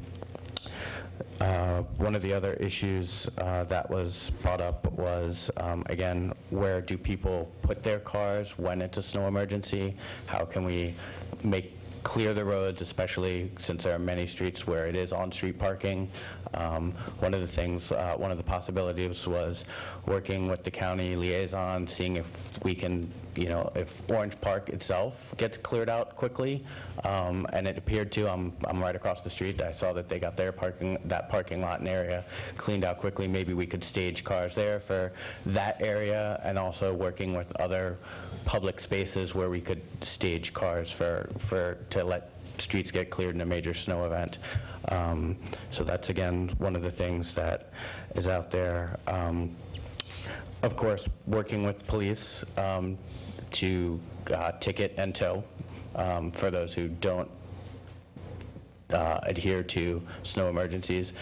Of course, notifying people. I mean, as it stands right now, I think people are confused, and so we don't want to go and be punitive, but once a plan is out there and it's been publicized and communications start flowing better, I think one of the big issues is getting enforcement. And that goes as well for code enforcement for streets and for sidewalks, and also working with abandoned properties. What are our options there? Looking at that.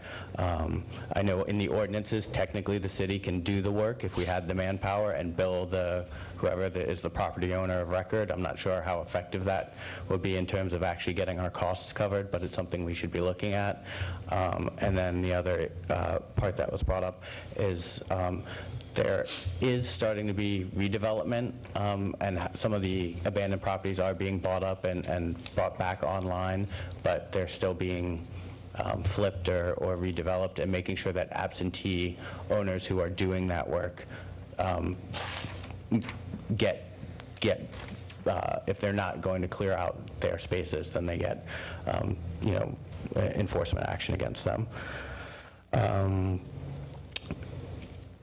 With all of this, there was discussion about maybe doing some public forums with the community. I know it's hard to think about snow in the summer and late spring, April, May, June, but ideally it would allow us to put, if we can develop something to present by, sometime then, and then have some community forums, it gives Public Works time to tweak those and refine them in time for next snow season.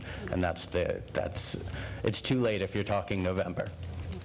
And last but not least, there was the issue itself of Public Works equipment and its need for more equipment. The bond issue is out there.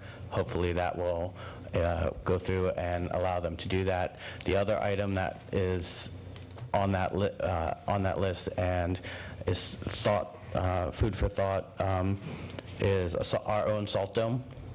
And not having to acquire salt from off-site, which is where we are at now.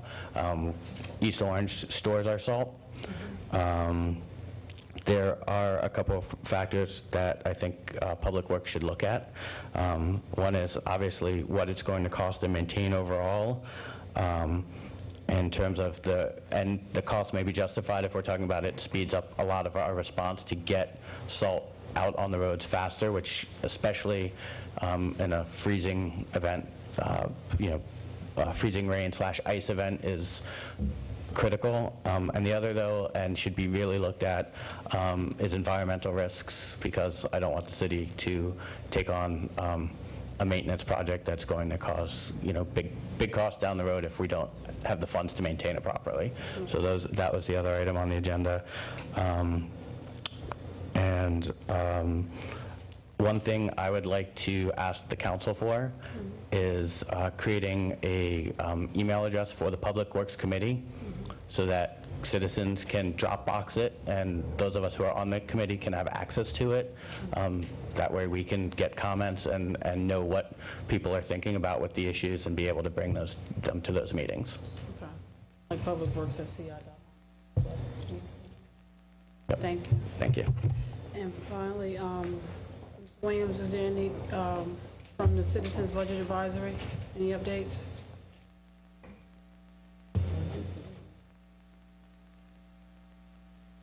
We don't have anything at this time, but the question is, when are we going to get a budget to review so that we could have a little bit more detailed questions? We would like to invite the council out. I know there was some communications about a meeting, so we would like to invite the council out to a meeting. The next meeting we're going to have is the 18th of this month, which is right before the council. Not before the council meeting, yeah. Okay. So on the 18th of that month. So we invite you to come out so we can see. What time? 6:30. 6:30. Place? Here in the conference room. Councilman Williams, I think you might want to alert Ms. Williams that only 3 of us can come at any given meeting, so we would probably have to stagger that. All of us can't come. Okay. It can only be 3 because the court shows up as a quorum, and it's illegal. Okay. So we probably will stagger it, have 3 at one meeting, 3 at the next meeting, and 1 will fit in the middle somewhere. Okay, well, that's fine. As long as it's a legal thing, it's open. And Mr. Mapp, any updates on the budget? We are in the process of finalizing the AFS, and our goal is to give you the budget by your next meeting. The 18th, okay. You heard it live.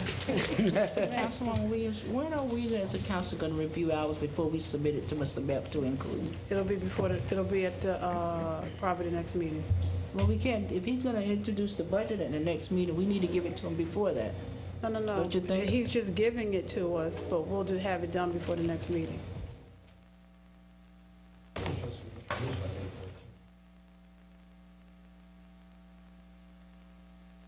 If we can get it to you, to give you a few days prior to introduction, assuming that it were to be introduced at the next meeting, that's certainly what we want to do.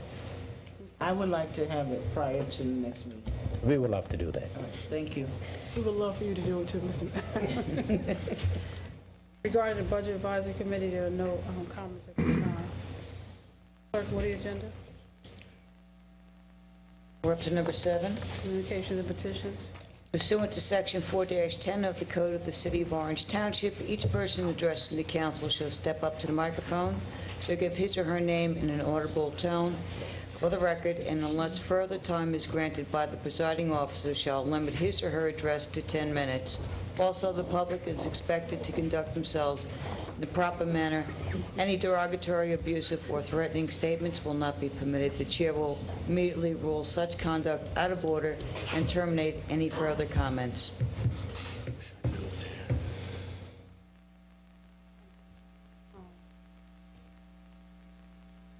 William R. Lewis.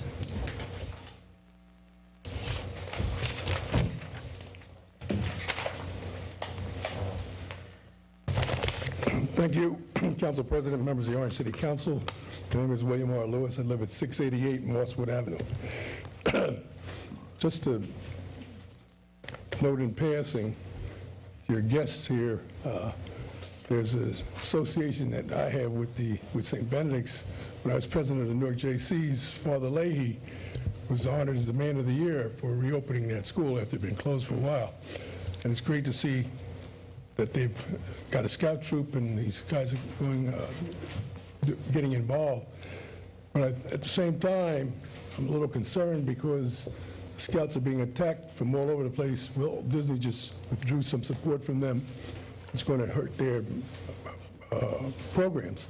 The thing is that you folks need to step up and start going after these people, particularly going after the Scouts. It is a good organization. It's good for the young people. We're complaining because everyone's turning to gangbanging. Well, if there's no place to go except, and the Scouts close down, what else do you do except gangbang? And somebody needs to take a look at that because we're making some stupid decisions because of somebody's feeling in their gut and something about, I don't know what the devil it is. I guess they don't read the Bible, but anyhow. Go on. We lost another hero, Miss Gloria Hall, school nurse, was buried on the 27th. And served this community very well. She was very active in this PTA, the community, in her profession, and she was also retired from Forestry School as a school nurse. But she has quite a background, and the council should take time out to recognize her at some point in time. Resolution R55, the bill list. There's a question there in the bill list on page 19, item 9, and it's a salary item. It says council, and it says $4,615.36. Well, if you prorate council salaries, it looks like that number should be 8750. So you need an explanation as to how they got to that 4,000 there.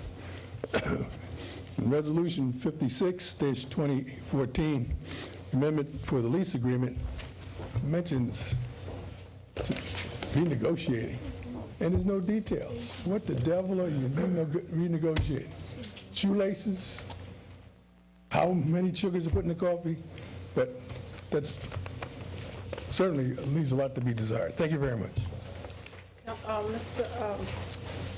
Lewis, I just wanted to get your response. Mr. Matt, regarding the salaries, you said page 19, Mr. Lewis? I believe it's page 19, yeah. Check 24-341, item 9. Could you show it to him? Because I think our numbers may be different. Mr. Matt, did you look at his list? I don't think we have a 19. Mine is written long. I copied. You know the answer? Okay. I believe I have the numbers that you see on the bills list for salaries represent a biweekly amount, and therefore whatever Mr. Lewis is looking at would be the biweekly amount for the last pay of February the 21st. Charge the council's budget. Council President, we don't have a page 19. No, it's not page 19. Look at the city I don't see council. salaries in this bill as well.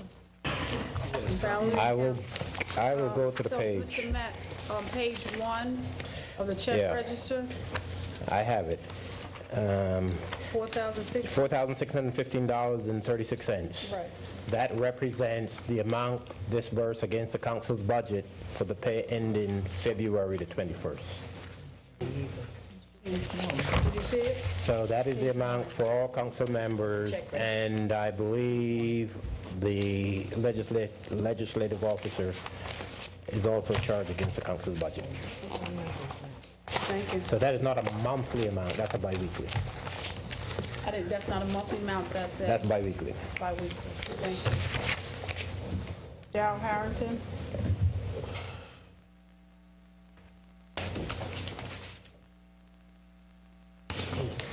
Good evening, ladies and gentlemen of the council. My name is Darrell Harrington. I reside at 13 Prince Street, Orange, New Jersey.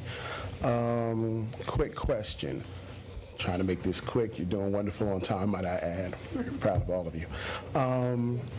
The court case on the 28th, where did we resolve whether or not we are still being fined $1,000 a day?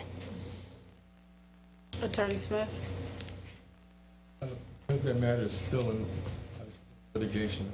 I can't discuss that.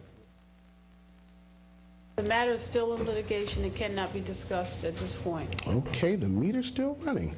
Okay, now, next question.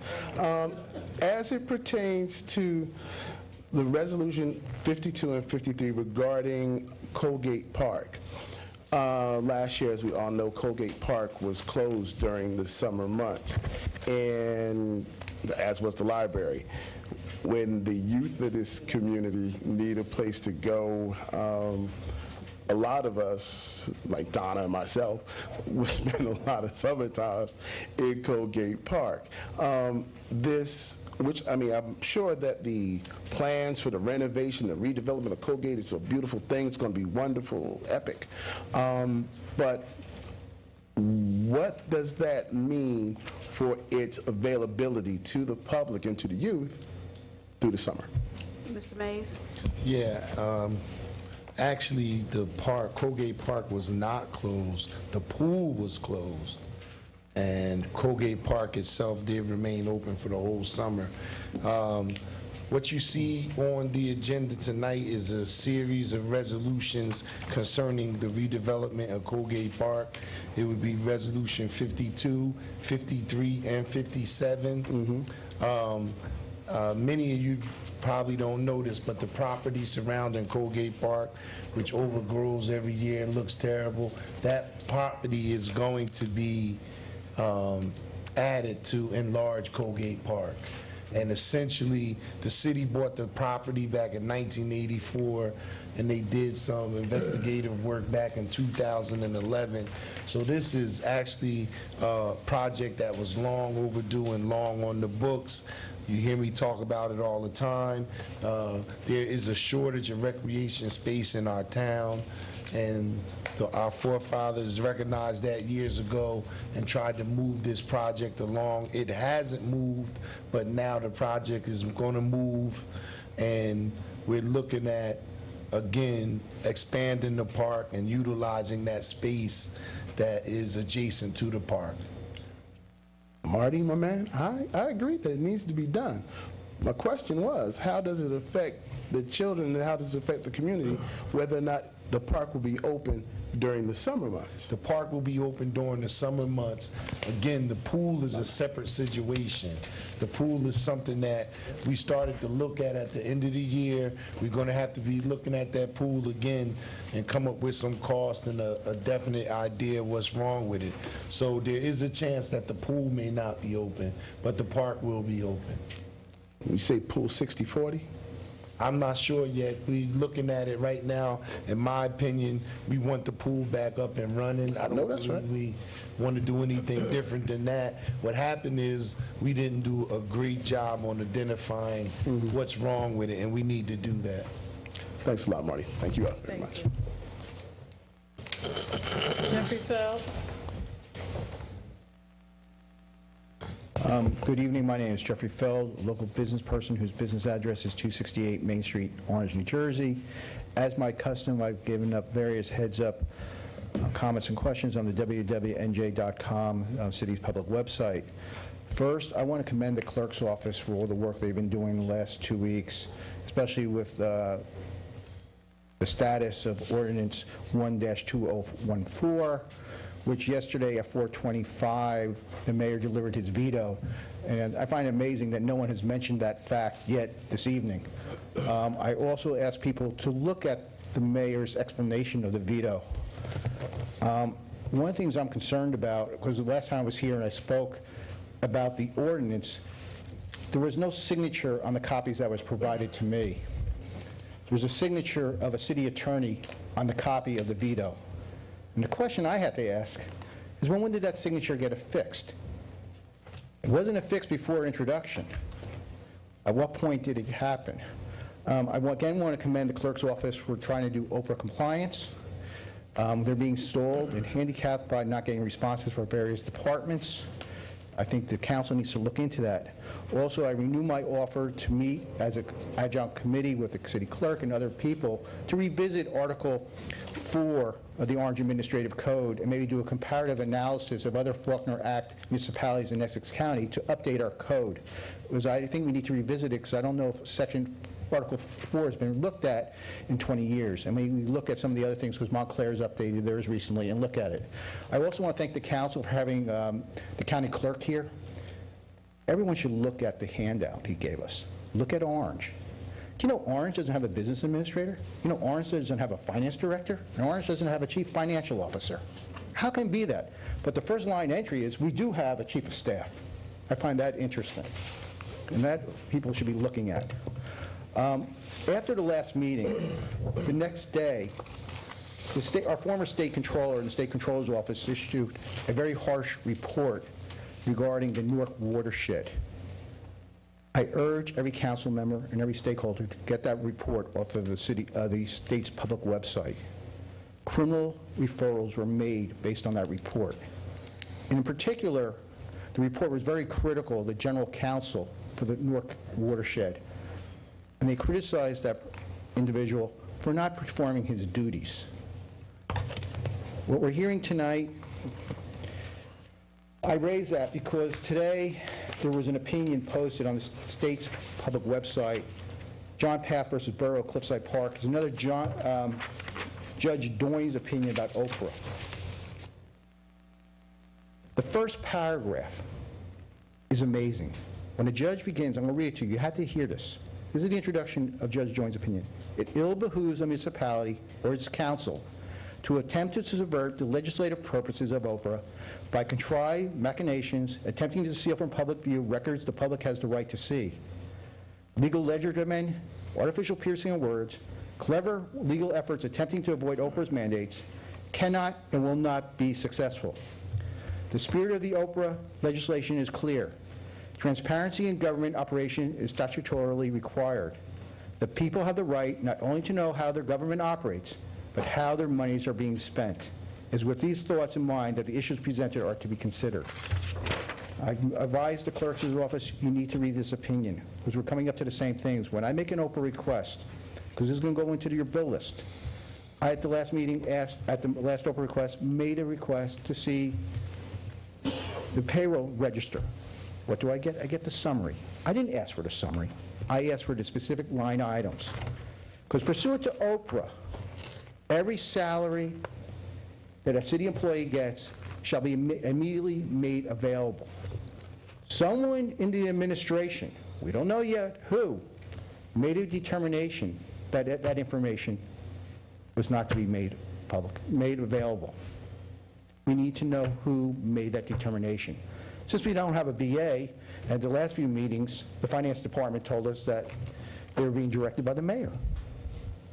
Someone in this administration directed someone not to comply with a state statute. We need to know why and who that person was. Regarding the agenda, I visited the city clerk on Thursday morning. Only 4 things have been delivered. If you look, there's 7 items. When you look at your bill list, Look at the top left-hand corner. See what time it was delivered. We passed an ordinance. It's supposed to be noon on Wednesday. Why was it delivered on Thursday around 4:30? As to the bill list, one of the payments you're making today, I think it's the administration. When you had the walk-on temporary appropriation budget, you cut that salary. This is probably the fourth or maybe the fifth biweekly payment that we're making forth. If you multiply that number, we're exceeding what this group has approved as a temporary appropriations. Now, the question is, if you vote for it, are you ratifying an action that contradicts what you've told them what to do? And then that ties into not getting the register of what the line items are. Again, I'm waiting for a retention agreement for your outside redevelopment council. We can't still find one. As to the Orange Reservoir lease agreement, I don't understand the resolution. I just don't know what you're doing in it. Read it. You're like agreeing that you can start negotiations, then you'll come back to agree on it. Under the Faulkner Act, the City Council does not negotiate agreements. That's an executive function. So why do you need the legislature to say, like, executive, do your duty? The executive should be giving you a signed agreement to approve. I don't understand this two-step process or two-step dance. Under the Faulkner Act, the executive negotiates the contracts and presents the contract to you to approve. I don't know what they're asking you to do, because the last paragraph or the last whereas says this is without any effect, that you still have to come to us to approve something that we haven't been done. You're saying, the guys, go, you need a piece of paper to sell them, like we authorize. can't authorize the executive. The executive has the authority already under the Faulkner Act to negotiate it. So I still don't understand what the purpose of that resolution is. I don't know who drafted it, but I do know it bears the signature of our city attorney. Thank you. Thank you, Mr. Bell. Caitlin Gordon.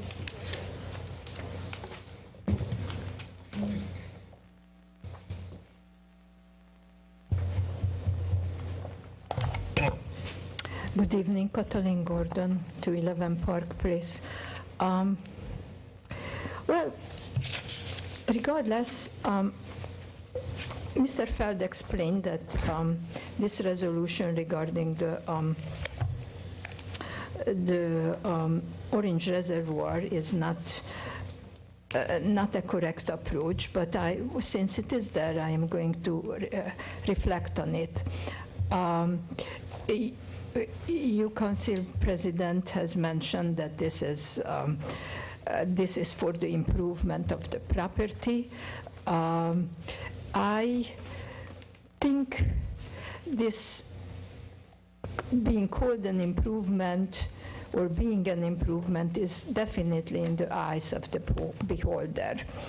I think this agreement, originally this lease agreement, was a terrible deal to begin with. I am calculating, so currently for 10 years, each year, the city receives a lease $75,000 for the lease. I calculated on the basis of my property of 1/12 of an acre, being taxed about $2,000 just on the property. An acre in Orange is taxed $24,000. So the lease that we receive for this property is what we are taxed on our own property for 3 acres. Compare that. How good of a deal it is. On top of it, the city, when made this agreement, dropped a lawsuit against the county worth of $1 million. Okay, this is done. We are here. The lease is signed. Currently, the county executive showed up that he has intentions to extend what is going to be on this property. Well, how good of improvement is to replace nature, tear up the grounds, replace it with rubberized surface, and have dogs running there and pooping there. How good of an improvement is to rubberize another large surface for children's playground, clearly not Orange Children's Playground. Nobody, I would think, will drive from Orange to West Orange and pay even the $7.50 per person to get to the children's playground. This is definitely not any usage for the Orange public. How about what a good improvement is that the county executive intends to tear down even more of the woods there and create, as he mentioned, a large parking area. I think it is an improvement for his 20 years, but what we are going to get back at the end is certainly not any improvement for us. I feel that the county executive already played a game, introduced this. I was present as opening up a little bit the woods to create tracks there for the public, and it is now exploding into a completely erasing nature there and creating a continuing and creating kind of a Mickey Mouse Park with the bridge that has never been mentioned ahead of the time on the water area itself and so on. So I heartily recommend you to think it over. This has been a bad deal to begin with. This has been a dishonest deal, and it is continuing to be a worse and worse deal. Thank you. Thank you. Bruce Meyer, please. Bruce left. Okay. Joshua, did you want to come back up?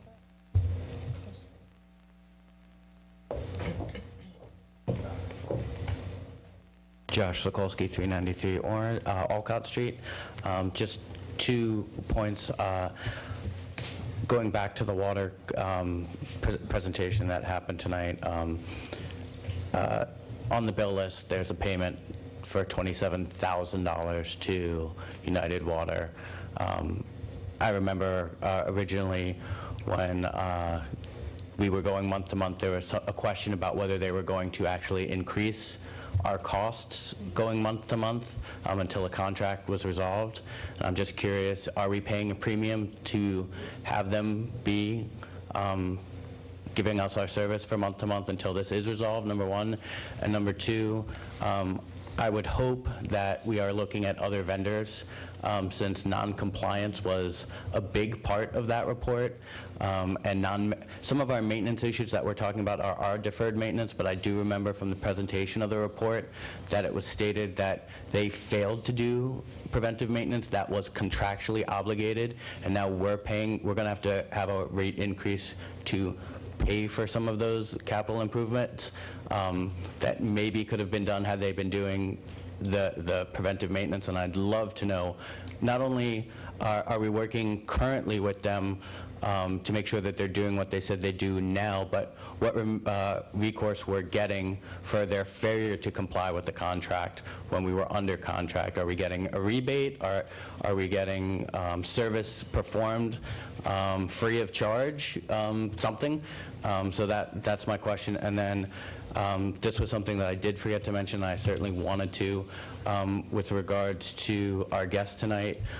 It's great to see a young person come out and be involved in service, and one of the other things that I know is an issue is our seniors in heavy snowfalls, and helping them out. It's a community issue at large. If you have an elderly neighbor, go knock on their door, see if they need help clearing their snow.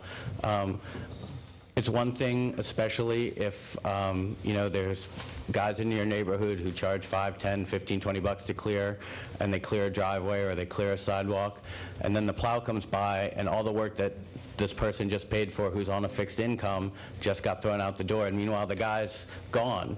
What are they going to do now? And they can't clear it. So, make yourself available, knock on their door, see if you can help them out. And with the young people, I would ask if there's a possibility for the city to reach out to the school district and local scout troops, whatever, and develop a program called Adopt a Hydrant. One of the biggest issues that's out there, aside from helping elderly neighbors and clear, is the fire hydrants. I don't know why people don't clear them. It's your house if a fire starts. In the 5 minutes it takes a fire crew to clear that hydrant, your house is gone.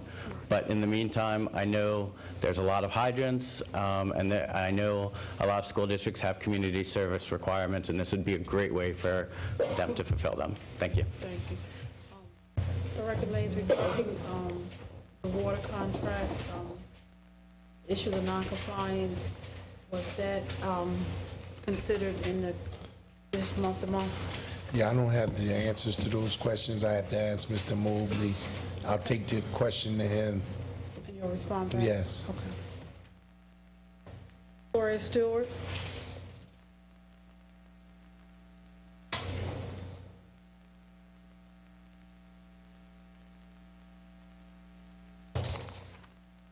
Gloria Stewart, a resident of Orange.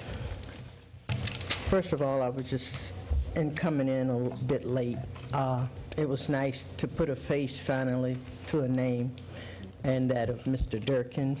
I always see his name, but it was good to have him in terms of information. And I too like the booklets that were left, very informative. The other thing I want to just touch on, might be elementary to you, is that the elevator is still down. Not that I use it, but for those who use it. And I'm thinking, this is like 2 weeks now. I don't know what the status of that repair is, but I just want to highlight it a little bit. Going to the reservoir, and I'm looking at, I think that's 56, whatever resolution it is on the agenda, is troubling to me. And the way it's explained, it's not really clear. The money that you're getting, and I've always said that wasn't enough, because if you own the property, you should be getting much more than what the county executive or whatever is giving you in the lease. And I don't think we ever received those details, just the amount of money. And for 10 years, that's really no money. And then the way it was said that the state is going to divvy it up, you should be able to do whatever you want if it's your money. And then also troubling is the fact that he wants to lease, but he's doing the fixing up, but we're only getting piecemeal, if any, from them using the property. And my, I guess, thought to you would be is, if this is not the same property, when you're going to be discussing the leasing, if it's not the same property, I wouldn't have anything to, I wouldn't give him any more leverage, because what's eventually is going to happen, it's going to be like, I don't know, want to say the Trojan horse. It's going to be like when you wake up, it belongs to them, and I'm feeling that way already. And I'm remembering something that was said about, I guess, Joey D. Him being the pit bull, and maybe you being like the little chihuahua. He comes in and he can, sort of tell you what he's going to do, but in a way to make you think he's helping the city of Orange. So that's just my feelings about the pit bull. I also asked about the library. I'd like to know the status, and then I never got an answer as to why it was closed. And in that and I hope you can give me why it was initially closed, the library, and how is it functioning now. I hope it doesn't, shut down or whatever, because we sorely need our library. Going to the election process that you voted on, you haven't mentioned that, so I'd like to know the status of that, because as I stated as a resident, I think that it's self-serving, and I'm going to restate it. It is done in a way where the sitting members don't benefit from it, then I could sort of accept that, and then to rush to get it done sends a bad message to me. The water, as I said, we've been talking about taking care of the water for years. And what I'm asking is that the council have United Water, or whoever's responsible, come before us to give a report on the condition of our water, how they plan to, given the money that you're going to give them, the increase, how they're going to rectify the problem, how will they promise, or how long would it be before it happens again in terms of the deterioration, the material that they use to restore our water system. So we need questions and answers to the United Water. Hold them accountable, and I think that's some of our problems sometimes. We don't hold those people accountable. They can come and tell us what they want and expect the money, and who puts it out? The resident. Another, I may have missed it, correction action plan, has that been done? Yes. Okay, all right. Something else that was interesting, and I might need you to explain it to me. The reverse 911, how does that work? I know what reverse means. I know what 911 means. But would you explain to me, when I fit, how it works, and then to find at the Board of Ed, which is good that we do have, has more over it than the fire department, and how you're going to work together so that that can be a smooth whatever we need to have. And finally, and I guess on a positive note, I wanted to say I'm an advocate for public education. Always has been. But, I respect young people a lot of times. Well, not a lot of times, but all the times. It's not upon them. It's the parents' choice. But I'm a public education advocate. And that leads me to our Livingston Mall Expo, the Orange Board of Education. We always present or have prepared second-to-none displays. And we're going to have the opening, I think it's March 14th, around 7 o'clock. We have guest speakers, and we have, other activities.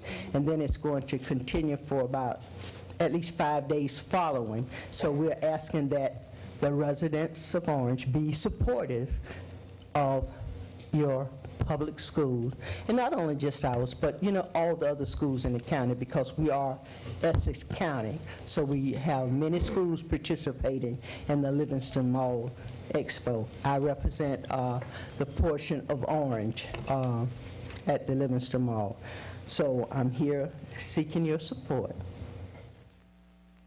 for public education. Then following that, we're going to have essay contests. We have winners from that. We have, I guess the competition with, other districts, Belleville, Montclair, Cedar Grove, all at West Orange. Those are the other districts that participate, because we all make up Essex County. So again, I invite you and the entire city of Orange, and those who are not part of Orange, to come. Thank you. Okay, so you're going to answer. Basically, Ms. Stewart, your reverse 911 calls is, if the superintendent Lee calls and says that school will be closed, that's a reverse 911 call. Okay. So it's a system similar. Well, they call it a blast, right, a phone blast. When they call back and they just, give you different information.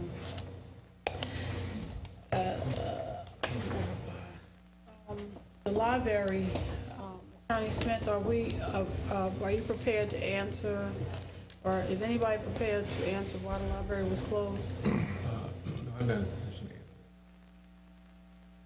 to answer. Is there a time on that, or do I have to keep coming and asking the same question? Is there a time? You know, whether it means anything? I want to know why it was closed. Well, I would have hoped that the Mayor Warren would have stayed and perhaps he could have answered it early, but he didn't stay, so. It was good to see him, even though it was a brief sitting. Yeah, right, exactly. And I think are you going to be back before us before the school play? When's the school play? Are you going, is that after the 18th? It's after the 18th? Okay. Okay, all right. And regarding the reservoir, it is, the administration will be negotiating the contract. They just have to come back before us to ask us if they can. It's like a reopener. The contract is already done. Can they reopen? You know how you have a contract, you do a reopener. Can you reopen and amend? And that's basically what the administration is asking us. Can they revisit what's going on? Do you have anything else to add about that? The reservoir lease, the potential amendment. Wait, did you repeat your question? I'm sorry. Ms. Stewart asked about the amendment to the reservoir lease, and what I simply said, Mr. Fells had asked earlier too, is that it's simply you're asking permission, the administration asking permission to kind of reopen the lease to add the following and amendments to that, and then they'll come back with the amended lease. Yeah. Do you have anything else to add Only to that? that the lease provided that there had to be consent and discussion with the council. So as a result of their meeting with the county exec, come back with this, offer their consent to make those improvements. That's the long and short of it. But it's you're not getting any more money. Are you giving away? We're not giving away anything. It's a lease. Honestly, it's a to be simply, it's a piece of land, and it's being improved upon. That's all. It's a land with nothing on it, and he's adding addition, but we're not giving it away. It's not giving anything away. Through open space funds and possibly matching grants, the improvements will be made. There's a county open space fund. Those amendments to the lease, those improvements will be done with those funds. And it's just the completion of, again, a walking area, so you can do laps if you want to do laps, and then just while you're at the pavilion, a park, a playground, something for the kids to do. And I'm sorry, go ahead. What if you say no? We don't want you to improve It won't be done. That's as simple. It'll be left as it is. It'll be because, left. and I'm gonna sit, but a land is valuable asset, whether you got anything. This is open space land, so you cannot do everything with this land. For it to be open space land and for it to maintain as open space land, and the litigation that was going on is that we were not in fact using it as open space land, but it's just open space, meaning that you had something designated as open space and it wouldn't be taxed like normal property tax. So we have to use it for open space. Mr. Mapp, there was Ms. Gordon stated about $7.50. There are no fees. And actually for the residents of Orange, I will say this. The residents of Orange, if we came up January 1st and every Department of Recreation, Department of Senior Services, council members, every department had an agenda that they wanted to do something up there, they would submit it to the county and we have first preference. It's the same thing with the soccer field. And even though the soccer field in Orange Park is not our land, Orange Park is the county's land, it's Orange, but it's in Orange, so we have first preference on the soccer field as well, as long as we put it out there and say we want it on these days, and it will be the same thing. So if utilize it is just putting the name up there. One of the things I gave an example was running a day camp. Instead of us doing all of our summer camps at the different playgrounds, now we can do a camp up at South Mountain Reservation. But Mr. Mapp, could you speak to that $7.50 a day? I'd rather for them to put the money in my pocket than for me to be able to go up there. If you understand where I'm coming from, because we do need money, but I would rather, and all that is good, wonderful that they want to do, but I would rather for them to give us the money. The money is in the bank. The state is saying that even though the county has given you $750,000 up front, you only can use $75,000 because it's $75,000 per year, 10 years up front. You only can use it in a year, and we're going back and forth with the state about that. Yes, something is wrong. And the allocation of how that money is used, it should be your call. Yeah, right. It will be our call. Yeah, yes. Something is wrong with that. Right. Okay. Just make sure the money is there. No, it's there. We just can't use it. Okay, I get it. Mr. Matt, the $7.50 a day? Are you referring to the $750,000? Someone got up and said $7.50. Yeah, that's as if they would have to pay. Each like resident would have to pay. $750.50. There's no cost. I don't know anything about a $7.50 a day. Okay. And Mr. Garrett, is there anything you can speak to of a daily fee to use that space? Not from your seat, though. You got to come on. And I think unless they're referring to ride the paddle boats, the ducks, yeah. The ducks. What do they do? What are they? The paddle boats. The paddle boats, but they're ducks, right? Swans. Swans. I'm sorry. Ken Garrett, Yes. liaison from Essex County to the City of Orange. I recall a fee to utilize the ducks, to take The swans. No, I got everybody say duck swans. The swans Right. on the pond, and there's a fee for that. I don't recall a fee for the use of the playground or the doggy park. That was the question? Right. I don't recall that. I don't remember seeing any of that in writing. The fee structure for the reservoir is now located on the county website as well, for any of the use of any of the services there. All right. Thank you. And say Ms. Williams.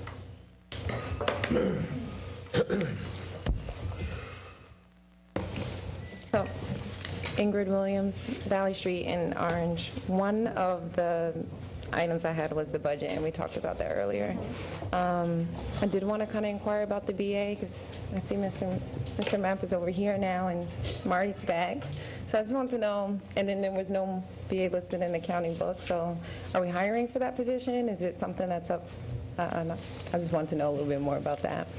And I also, just piggybacking off of the conversation about the reservoir, I was wondering if there was anything set up with the city with like a shuttle that goes there periodically, maybe on the weekends or certain times during the week to transport residents there, since it is being sold as something that residents can now use, just because the location of it is not directly, next to us. It's more South Orange, West Orange, that area that can easily access it. And I also just wanted to know, I believe there's a pavilion there, right? And I know that there's certain county structures or parks, Verona Park, I think Kip Castle, things of that nature, where you can rent them for private events, and there is a fee that's associated with it, I think, to get permits out for the city, what have you. So when people rent, or if it's available for rent for private functions, does the City of Orange receive any of whatever fees might be associated with that, or do you know if they're renting it out for private events? Because then that would be something that they're making some sort of money off of. I would have to, Attorney Smith, it will go through the Department of Recreation of the county, but is it for private events? Can you answer that question for private events? You can? Okay, I'm sorry. I do know that all that information is on the county website, and that the location is available for private events, and an application has to be made to the Parks Department for those events. There are certain restrictions that are in place for, cooking and lighting fires and things like that. Those are listed there as well. But yes, they are available, and a primary preference is given to Orange residents for same. But we don't get any residuals from that. If we don't get any residuals for that, but remember, they do lease it for $75,000 a year. It's leased for $75,000 a year. I'm sorry, Kim, were you going to say anything else? No, the shuttle, I believe, that I was just finishing up a question here.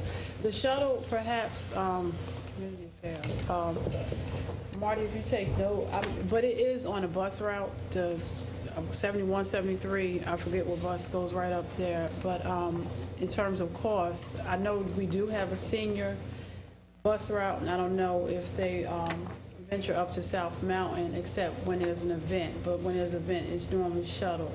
But I'm sure if we venture into the day camp or something like that, it would be taking the young people back and forth. What you're just talking about, that would be something that we probably can discuss at a later date if it's something that is desirous. But we do have shuttles, and they go to specific areas right now, the shopping malls and something like that.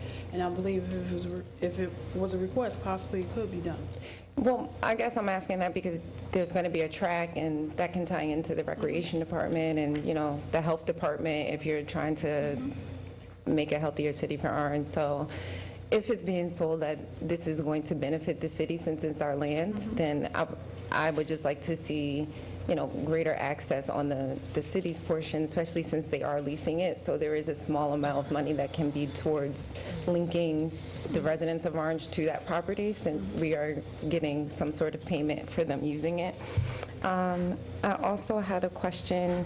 I just thought it was interesting, just some food for thought, that we are getting $750,000 for the 10-year period, and I believe that was the same amount of money that was given for the library in some way, shape, or form.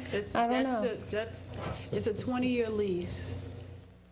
And I don't know. Let me just finish my thought, because they said that the state is holding up the money, right? And then there was a whole thing about us getting, or the library receiving the fact that the number is the same and we're having access issues with that money, I'm just saying, look into it. I don't know all the details, the logistics of it, but while you're just, asking questions about the library and why they're holding up that money, I'm just asking.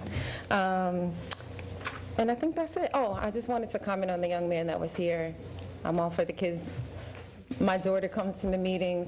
It's not her favorite place to be, but it is good to see the children being recognized when they do come, and that they are actually.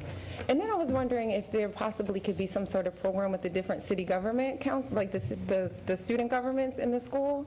Maybe the council will want to link up with them and have them come sit or do some sort of mock council something.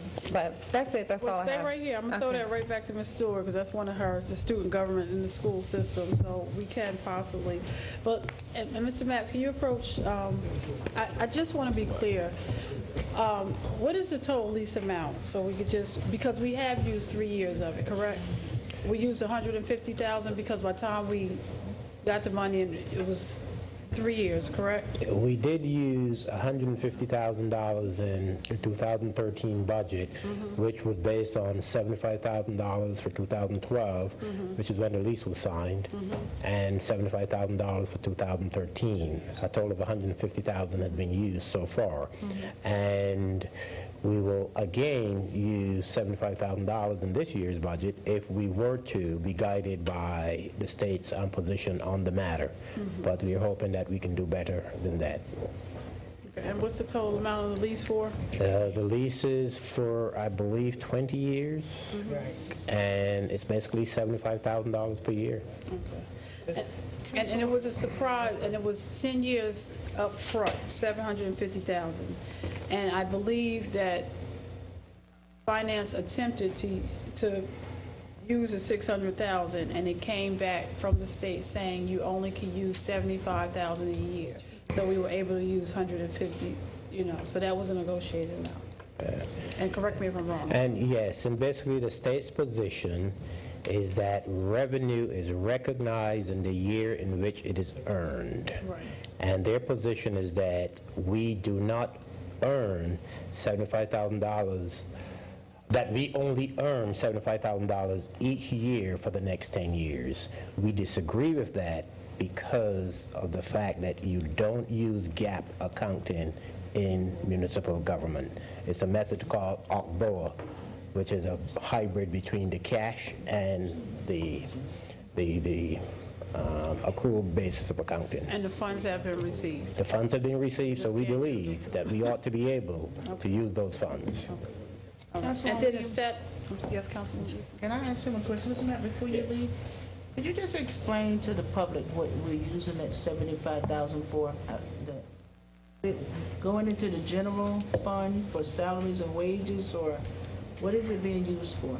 Councilwoman East, I'll come to you first. Let me just finish Ms. Williams' questions, and I'll come right to you with council comments. No, but he was standing there, that's why I asked. He had just talked about it. I mean, just seen the perfect time to let him talk about that, so the residents will understand what we're using the money for. Okay, I'll come right, because Ms. Williams, the status of the BA. Mr. Smith? Question is the Status of the VA. Well, I believe Mr. Mays is representing the mayor at this meeting today. I can't give you further update as to that. Thank you. Thank you, Deacon. There's no status. Oh, okay. I guess my question was more, is it an open position that they're currently recruiting for, or, I mean, Marty and I think he answered it to the extent that he's able to answer it. You can call the mayor's office and get that answer. Okay. I think that was it. Thank you. Thank you. A motion to close citizens' comments. Moved by Councilwoman Joseph, second by Councilwoman Butler. All in favor? Any opposed? Going right into council comments, Councilwoman Eason. Oh, I wanted, Mr. Mayor. In response to your question, Councilor, every dime that we insert in the budget in terms of a revenue, whether it's coming from that source that those funds receive for the lease or from another source, is used to help balance the budget. Because at the end of the day, we have to have enough money to run the city. So if our appropriations are $58 million, we need to show revenues in a budget of $58 million. And to help us get to that number, we insert revenues from whatever source we can to avoid having to go to the taxpayers for more than we need to. So it's used to help balance the budget. So, because it's going into the general funds. You can say that, yes. I just want to make sure that they understood, because I thought we were holding it aside for something else, but that's okay. No, Council, we did say that we were going to have a meeting to allocate that funds, but then it came up to the state, so we couldn't.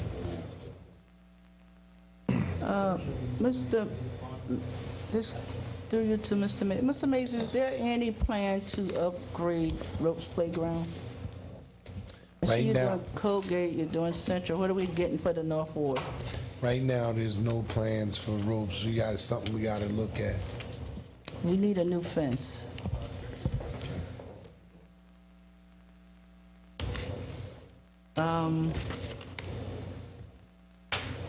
And one of the other things, the police department elevator. There was a meeting over there last week, and the residents couldn't get up in the elevator because it was out of order. Are you familiar with that? No, I got 2 complaints. So, because some people can't walk up the stairs, so if we're going to have a meeting in the police building, we need to make sure that the elevator's working. Especially when we're inviting the residents to participate. Okay. Okay, I'll check that. Mr. Mapp, one other question. Everybody keeps talking about the barn, and I guess I guess we had talked about this. What is do you know what, has anybody figured out what the debt ratio is for the city yet? You know what our debt is, Rick? We are currently working on the debt statement, so we can tell you that probably within a matter of days. So maybe by tomorrow, I will check to see. So the barn can't go through until we find that out? No, that's not the case at all. Like for the residents, inquiries, they want to know what the debt ratio is before we agree to approve a bond. When we can tell you exactly how much money the city owes to whatever financial institution, and that will come from the debt statement. And so we have been paying down on our debt over the course of the last few years. In the last 2 years in particular, I believe that we paid off roughly $4 million of debt. So the debt has been declining, and we haven't issued new debt in a very, very long time. So you say you get that to me this week? Yeah, right, because certainly. I know our budget consultant couldn't figure it out, but that was one of the questions when I sent over some information. We'll get you that He was information. waiting for some information from you guys. That's not a problem. So could you provide that to me? Certainly. And one of the other things I wanted to address, and I guess to the council, this is for the council, and I know Councilman Gordon Butler has mentioned this. We have got to change the way we do council meetings. Last meeting was a disaster for us and the residents.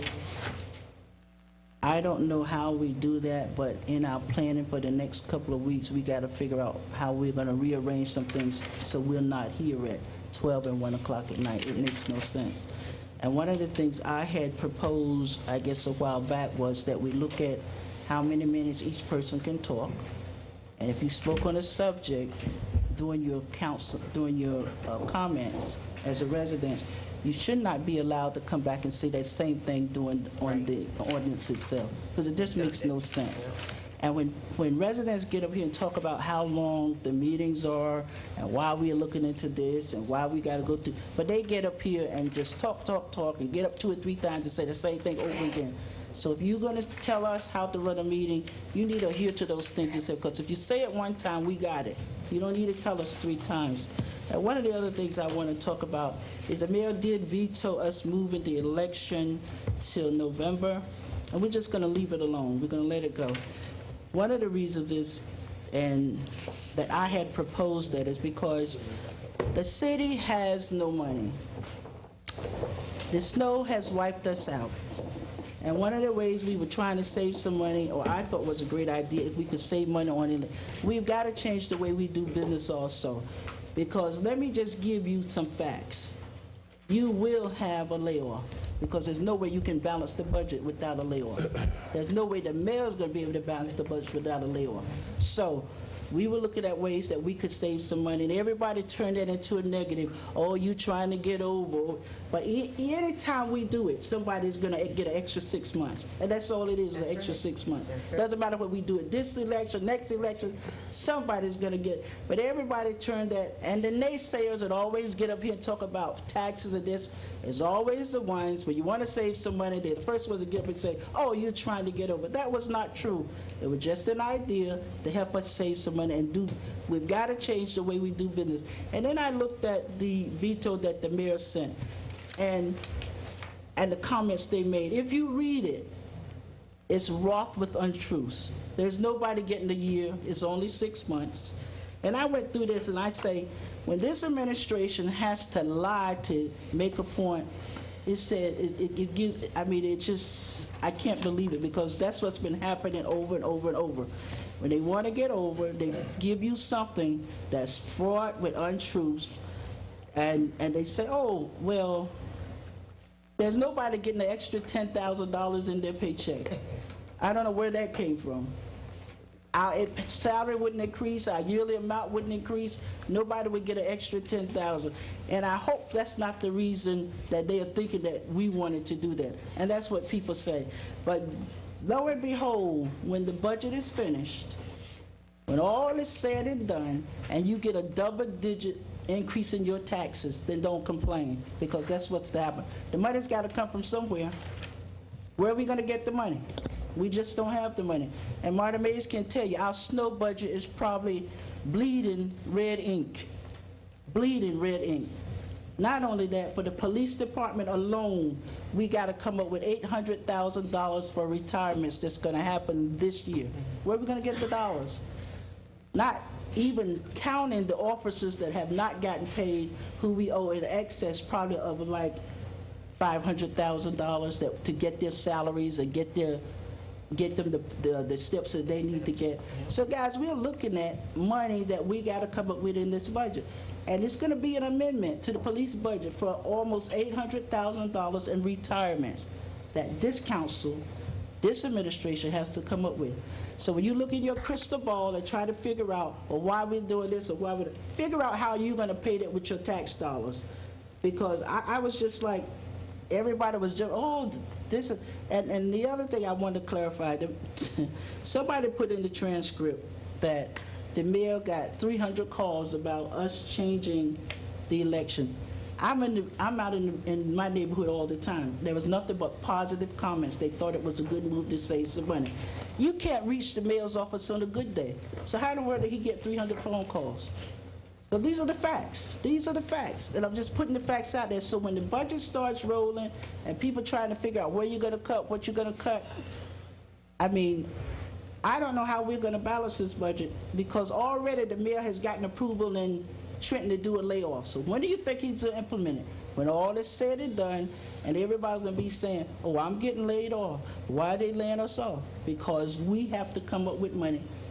And I don't have a money tree in my backyard. I don't think anybody else in the council does either. So these are things we have to figure out. So as we move forward, all of us 7 up here, we got to figure out how we're going to do business differently. We got to come up with some ways to get some money in this budget. I mean, we can't keep hitting the employees every time, lay them off, hire them back, lay them off. We cut, and none of those cuts was honored. None of them. The people are still getting those high salaries. Everything is still going on. So I'm just saying, moving the election to November was a positive thing till everybody turned it into a negative. And nobody has a crystal ball to know who's going to be sitting here on May 13th. So I just want the public to know the election will be on May 13th. So stay tuned. Thank you. Councilman Corbett? Well, I certainly hope that we get the introduced budget sometime this month so that we can have it approved hopefully before June as opposed to August like we did the past year. You know, we're spending entirely too much money and then adopting a budget long after so much money has been spent. I also want to comment on the length of our meetings. I mean, you know, the last council meeting, I think we had about 5 items on the agenda, and we got out of here close to 1 o'clock in the morning. Tonight, we only have 8 items on the agenda, and we'll be lucky if we get out of here before 11:30. That's my honest estimation. And that's just ridiculous. We have to find a better way to manage these meetings, and it's going to take a collective partnership between the citizens and the council. And you guys are given a good length to express your concerns and issues, and the council is given infinite numbers in terms of allowed to speak. And it's going to have to be a partnership where we're going to have to trade and compromise on the length that we spend on our comments in the council meeting, because it's taking entirely too long. So hopefully we can come to some sort of compromise in terms of you all, the citizens and the council, and trying to reduce the time that we spend expressing our concerns. You know, we have a tendency to, when it comes to property maintenance, we have a tendency to allow things to happen, and the next thing you know, it turns into a great big problem. We look at our water situation, how those valves are leaking. I'm sure it didn't just start, so now it's a major problem. And I think oftentimes if you can attack the problem when it's small, it won't grow into such a big one. My point to that, Mr. Marty Mays, is this hole in our roof here. I've been asking, when can we get that repaired, and it's still there. Can you give me an estimated time on when you think you might be able to get that tile? Yeah, I'll look into it tomorrow, get back to you. All right, I appreciate it. Another question, the completion of Central Playground. Any idea when that will be done? Our baseball season is coming up on us, and I just want to know if it will be completed so that we can enjoy our new facilities. We're waiting for the snow to melt, and then they tell me it'll be a couple weeks after that, because they already were laying the field. So somewhere around April 15th. So we'll meet the beginning of the season? Yes, we will. Good, excellent. Now, also there are a couple of items on the agenda as it concerns and relates to Colgate Park. I'm happy to know that we're expanding it and trying to fix it up and clean it up. My question is, are there any plans to clean up the activity that's going on inside that park that has been going on for a very long time? Because to me, it doesn't make sense to beautify the place and yet you still have the same activity going on, which is only going to tear the park up again. The only thing I can say about that is that we are looking at a complete camera system for the whole park. So it won't be anywhere that you won't be, where you won't be on camera. So that's what we're looking at right now. All right. Thank you, Council President. Councilman Marable? Council President. Yes, ma'am. Point of Yes, Councilwoman information. Coppola. Yeah, can we do council comments in alphabetical order this evening? No, I'm just on a roll. Why do you need to do it? Why? Well, I just prefer to go prior to these. We do everything else in alphabetical order. Why can't we do this in alphabetical order? No, I absolutely. We'll talk about. No, Okay, we can talk about it offline, but I would like to I don't do do that it in going alphabetical forward. order. Councilman Marable? Thank you. No, you're welcome. My name begins with an M. I would like to respond to several inquiries made by residents during their portion of the public comment. Ms. Stewart asked and has been asking repeatedly about the library's closure, wanting to know why.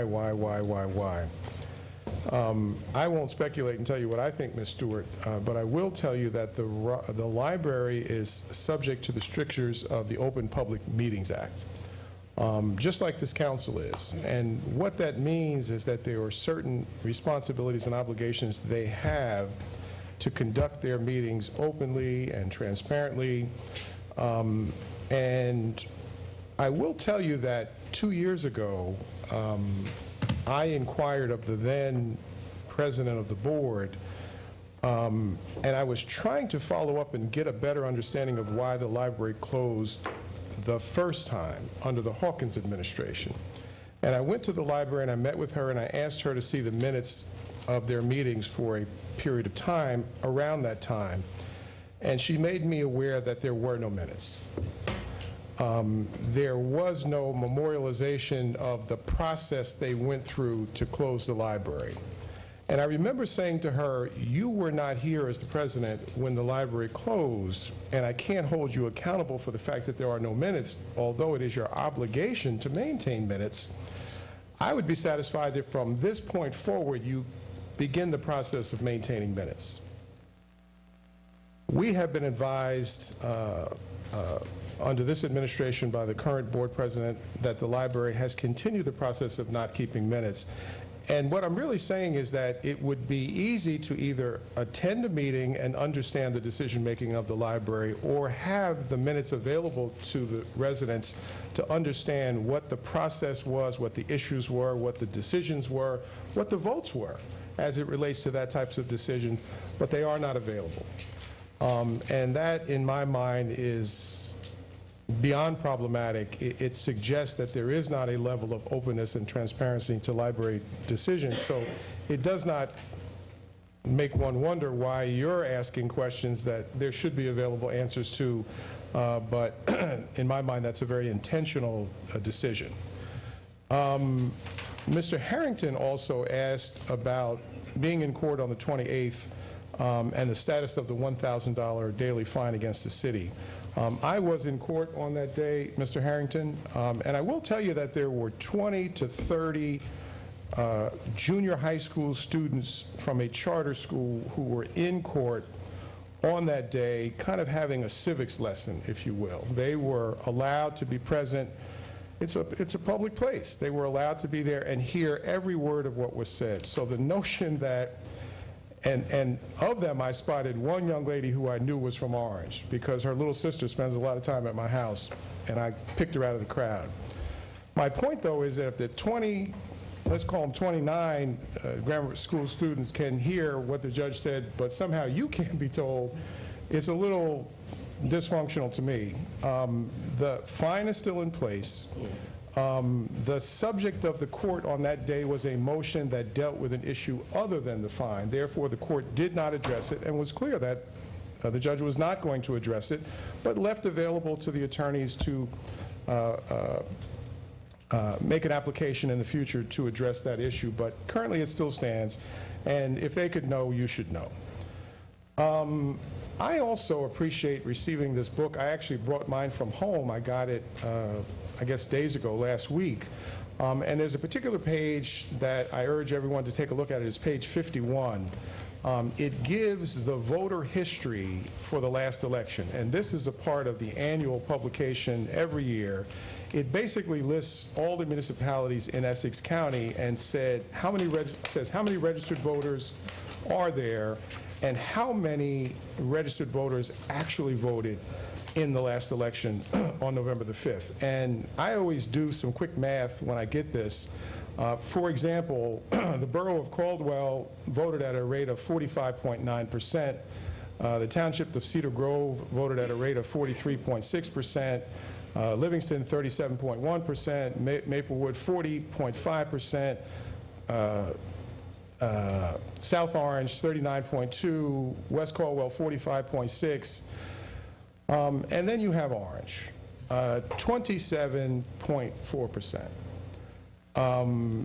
It's usually, historically, the lowest of every municipality in Essex County. In this particular case, in this particular election, the city of Irvington was just a little higher. The city of Newark was actually lower, and I believe the city of East Orange was identical, 27.4%.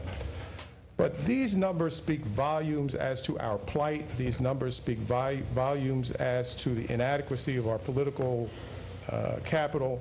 These numbers explain in large part why we are where we are, because we are not coming out to vote, irrespective of which election it is. So I urge you all to look at these numbers, do the math as I have done if you disbelieve my figures, but we're at the bottom of the barrel, and that tends to keep us there.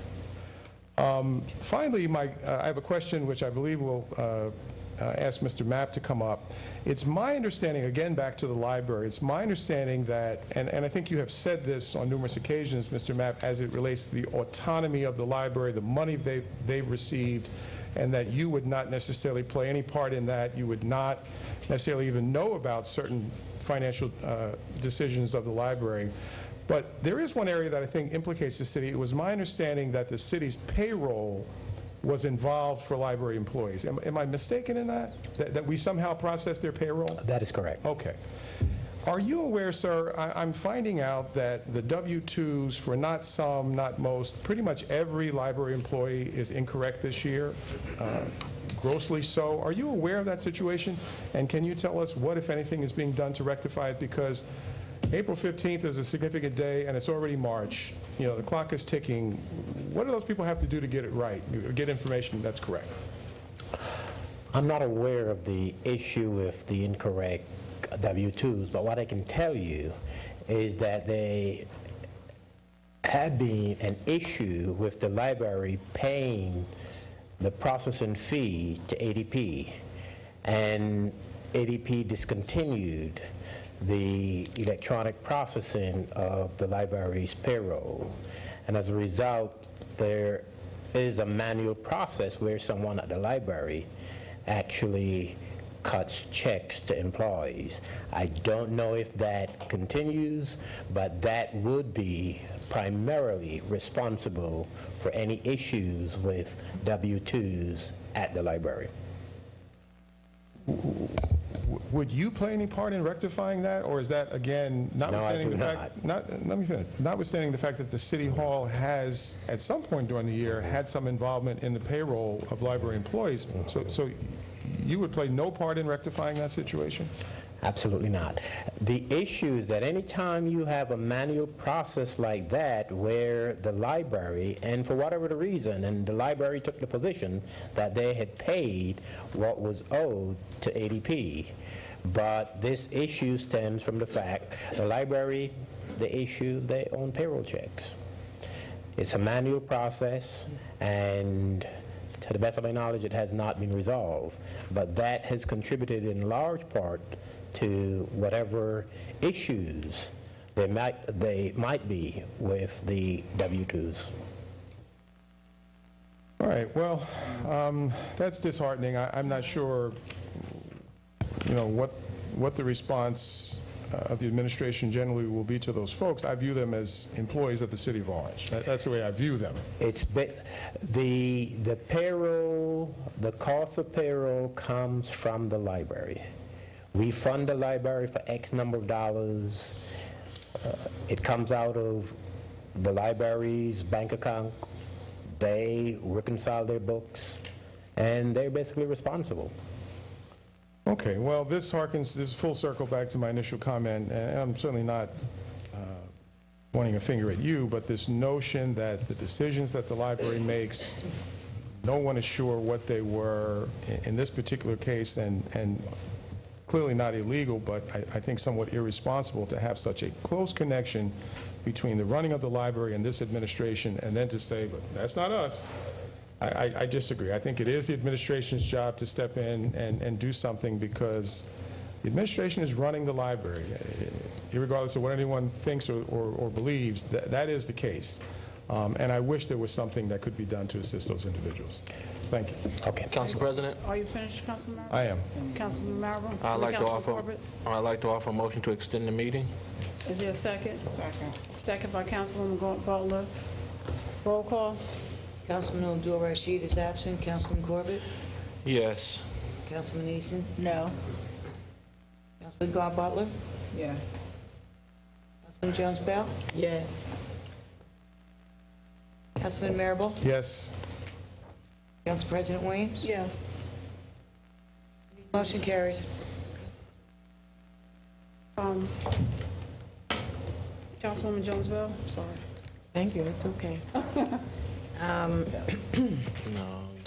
I've gotten a couple of calls and some texts from a lady named Kelly Smith. She's a parent of a child that attends Oakwood Avenue School. And I know that we had a resolution come before us not too long ago. And I think it didn't pass, it didn't pass. They're requesting, and Mr. Pettit, the principal, they're requesting a three-way stop sign at Oakwood Avenue. You remember this? It passed. No, they don't have anything, and I don't remember that passing. But if it did, good. But if it didn't, we need to do something about it. At the last meeting.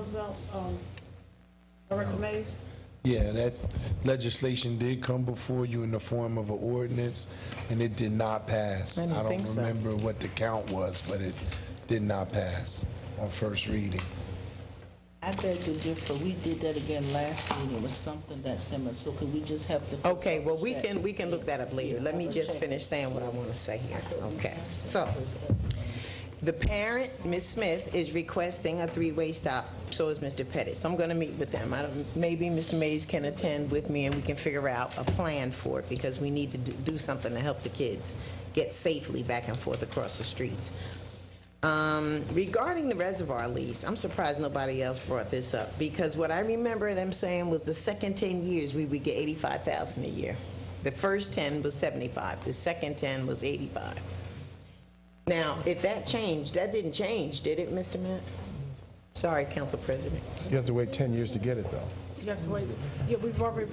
I'm speaking from memory, so you may be correct. We'll have to look at the document. Attorney Smith. The second 10 years is $850,000. Right. Total deal is 1.6. Right, that's 85 a year, same thing, 850. Yes. Okay, thank you. So it's not the same amount of money going forward. Not that it's that much more, but it is more than the first 10 years. So that's something. We weren't getting anything before. The only other thing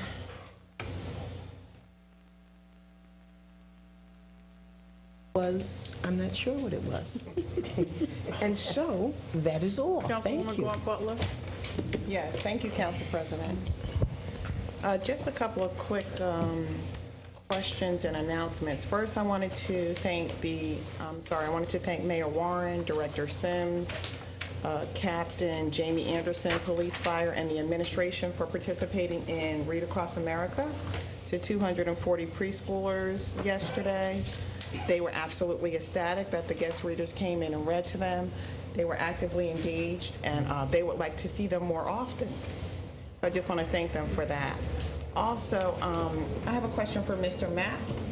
This is going to be my repetitive question. As far as corrective action plan, have you implemented any effective systems to address the infractions that we had last year? We certainly have, and we will know how well we did at the end of the audit. At the end of it? At the end of the audit for this 2013 year just ended. Okay. I'll continue to ask. Thank you. It's a good thing. My next question, I think it's for Director Mays. It's with regards to elevator costs that were listed on the bill list. It's on tonight's bill list. I just wanted to know if those costs were going to be associated with, I guess, the remedy or the fix for the elevator. And there's two costs. One is for the police elevator, and the other is for City Hall elevator. I believe those costs were costs that were prior to this fix. I need to see the amounts though. Right, because the date was 2/27/14, right there highlighted. Oh, I'm sorry. The one for City Hall, the $5,000 cost is a cost for repairing the elevator. I didn't mention this, the elevator will be repaired tomorrow. So that is the cost for this current job. Now for the police elevator, I'm not sure. But for City Hall, that is the cost. Okay. Thank you. I think that's it, Council President. Thank you. You're welcome. I just had, I failed to mention several meetings ago that, as former Councilman Lewis does, that one of our former teachers from Orange High passed on. She was my English teacher, Shirley McMillan. She passed probably in the month of January, and there were two Miss McMillans, and we always referred to them distinctly different, but Shirley passed on. And just looking at the post and the Orange Nostalgia, Who Loves Orange, there were a lot of fond memories, but she was an English teacher at Orange High School. And in regards to the Federal Health Care Act, the deadline is March 31st. And I've gotten several calls about it, and I think everybody's at that point, like they will be April 15th, you know, hurry up and wait. And I know that there will be an information session at the library on February 6th, but there are several places that you can get information and to see if you're already in compliance. For instance, if we are City Hall employees and your employer offers health care, then you should be under compliance, and your employer should have given out a letter saying that you're in compliance. Others who are not employed or they purchase their own insurance, you have different restrictions. So I would encourage you to meet that March 31st deadline. And I don't know what happens on March 31st, but Mr. Matt, could you come to the mic?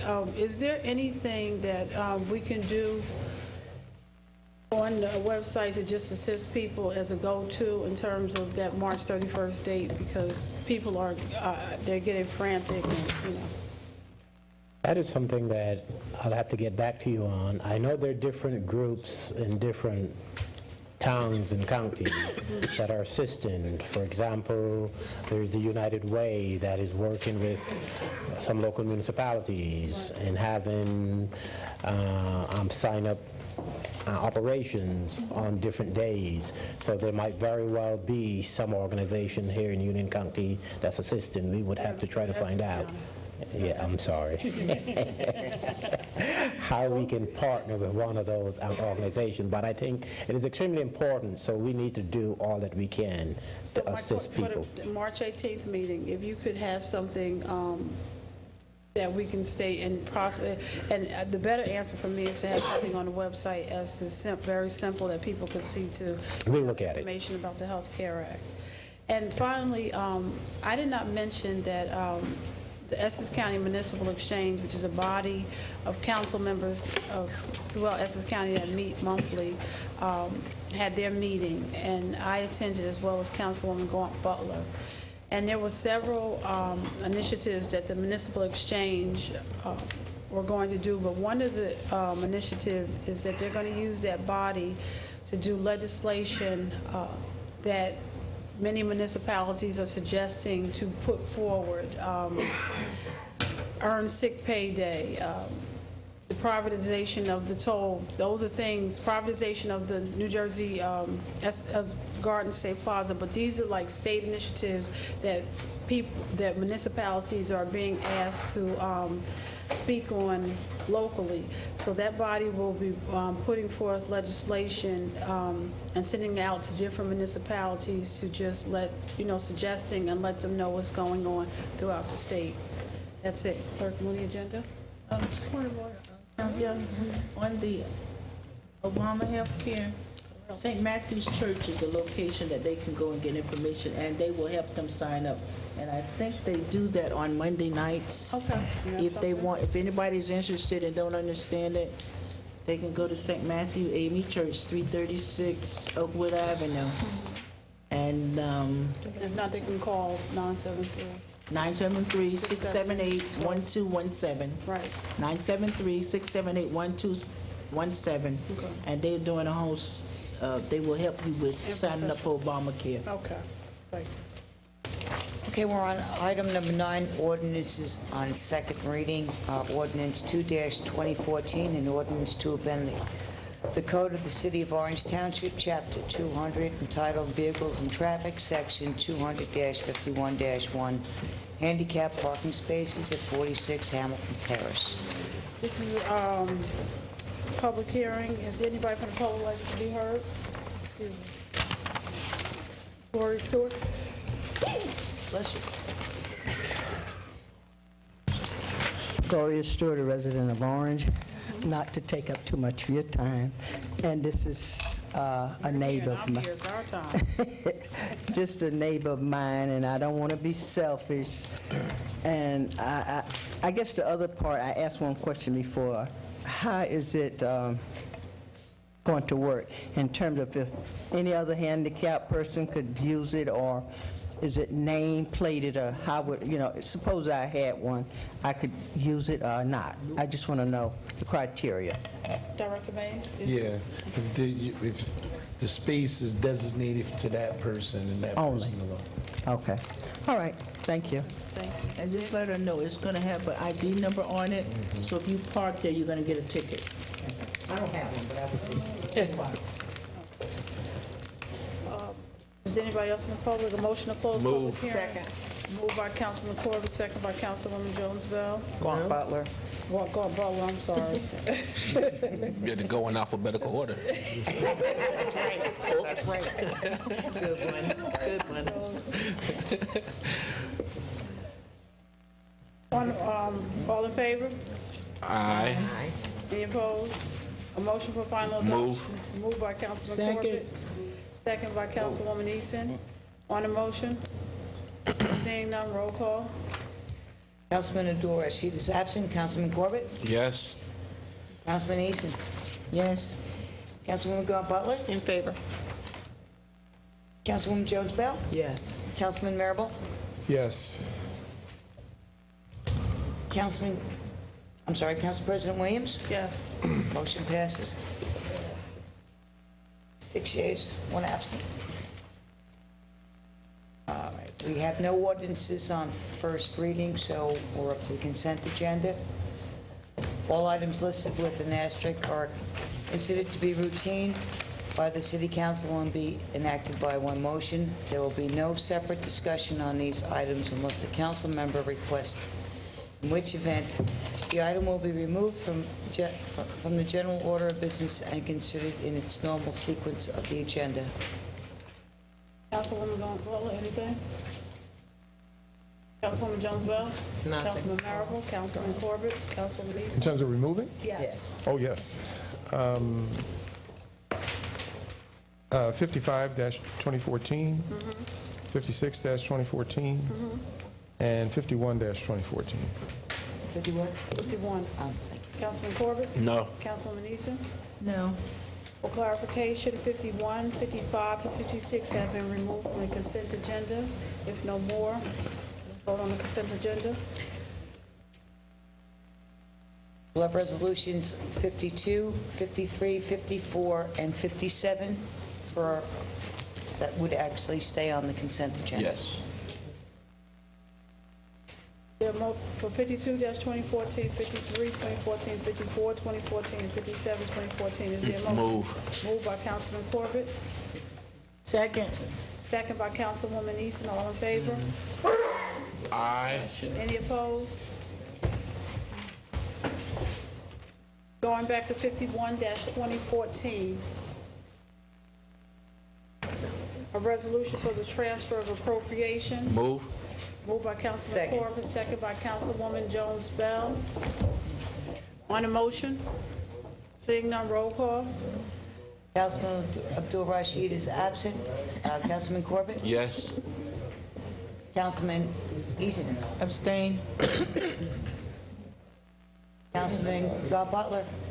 It's for 51? Yes. Yeah, in favor.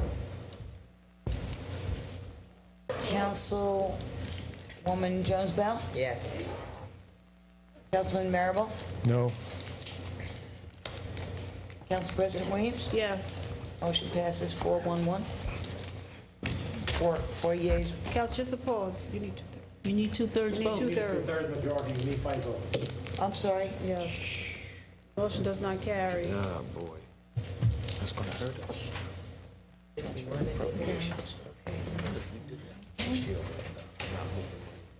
Moving on to 55-2014.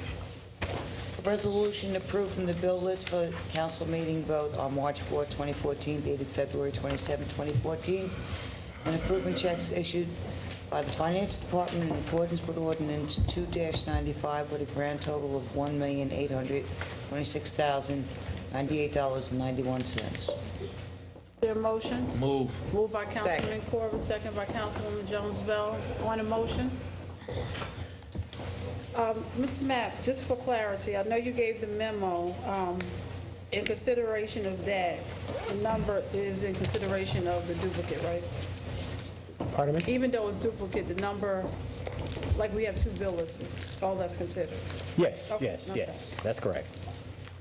Roll call? Council President, on Yep, the motion. I'm sorry. Yes. Quick question for Mr. Mapp. As it related to Mr. Feld's comments about overspending, I guess, what was it, the mayor's department? City Which council? department? I thought it was the city council. Was it city council or the mayor's? Or the business administrative department? Is it true that we're overspending the temporary appropriations that we've already made? I would have to look at the financial reports that we submitted. I don't recall. Bill list. Page 1. I don't recall. But in any event, what we need to do is come back for another temporary budget amendment. Because if we don't do that, the option is the L word, and that takes time, so that won't even go into effect for at least 90 days or so. So we don't have much of a choice. People have to be paid.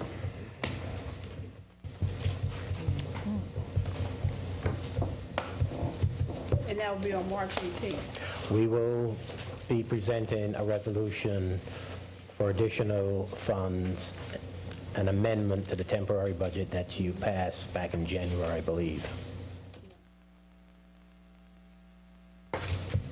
Any other questions?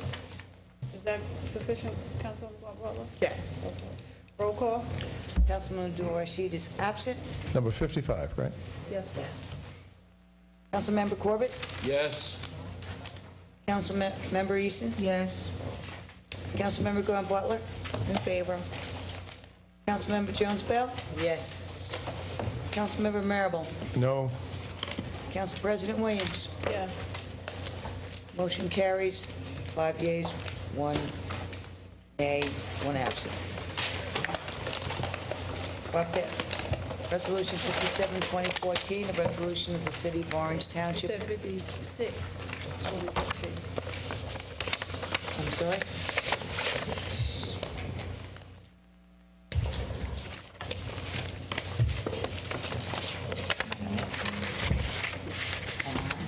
A resolution authorizing amendments to a lease agreement between the City of Orange Township and the County of Essex for the use of the property at the Orange Reservoir. Is there a motion? Move. Moved by Councilman Corbett, second by Councilwoman Jones Bell. On the motion? Seeing none, roll call. Councilmember Abdul-Rashid is absent. Councilmember Corbett? Yes. Councilmember Easton? Abstain. Councilmember Clark Butler? In favor. Councilmember Jones Bell? In favor. Councilmember Marable? No. Council President Williams? Yes. 4 yeas, 2 nays, 1 absent. You said 4 yeas, I'm sorry. 4 yeas, 2 nays. 1 nay, no, 1 nay, 1 abstention, and 1 absent. For clarification. One abstention.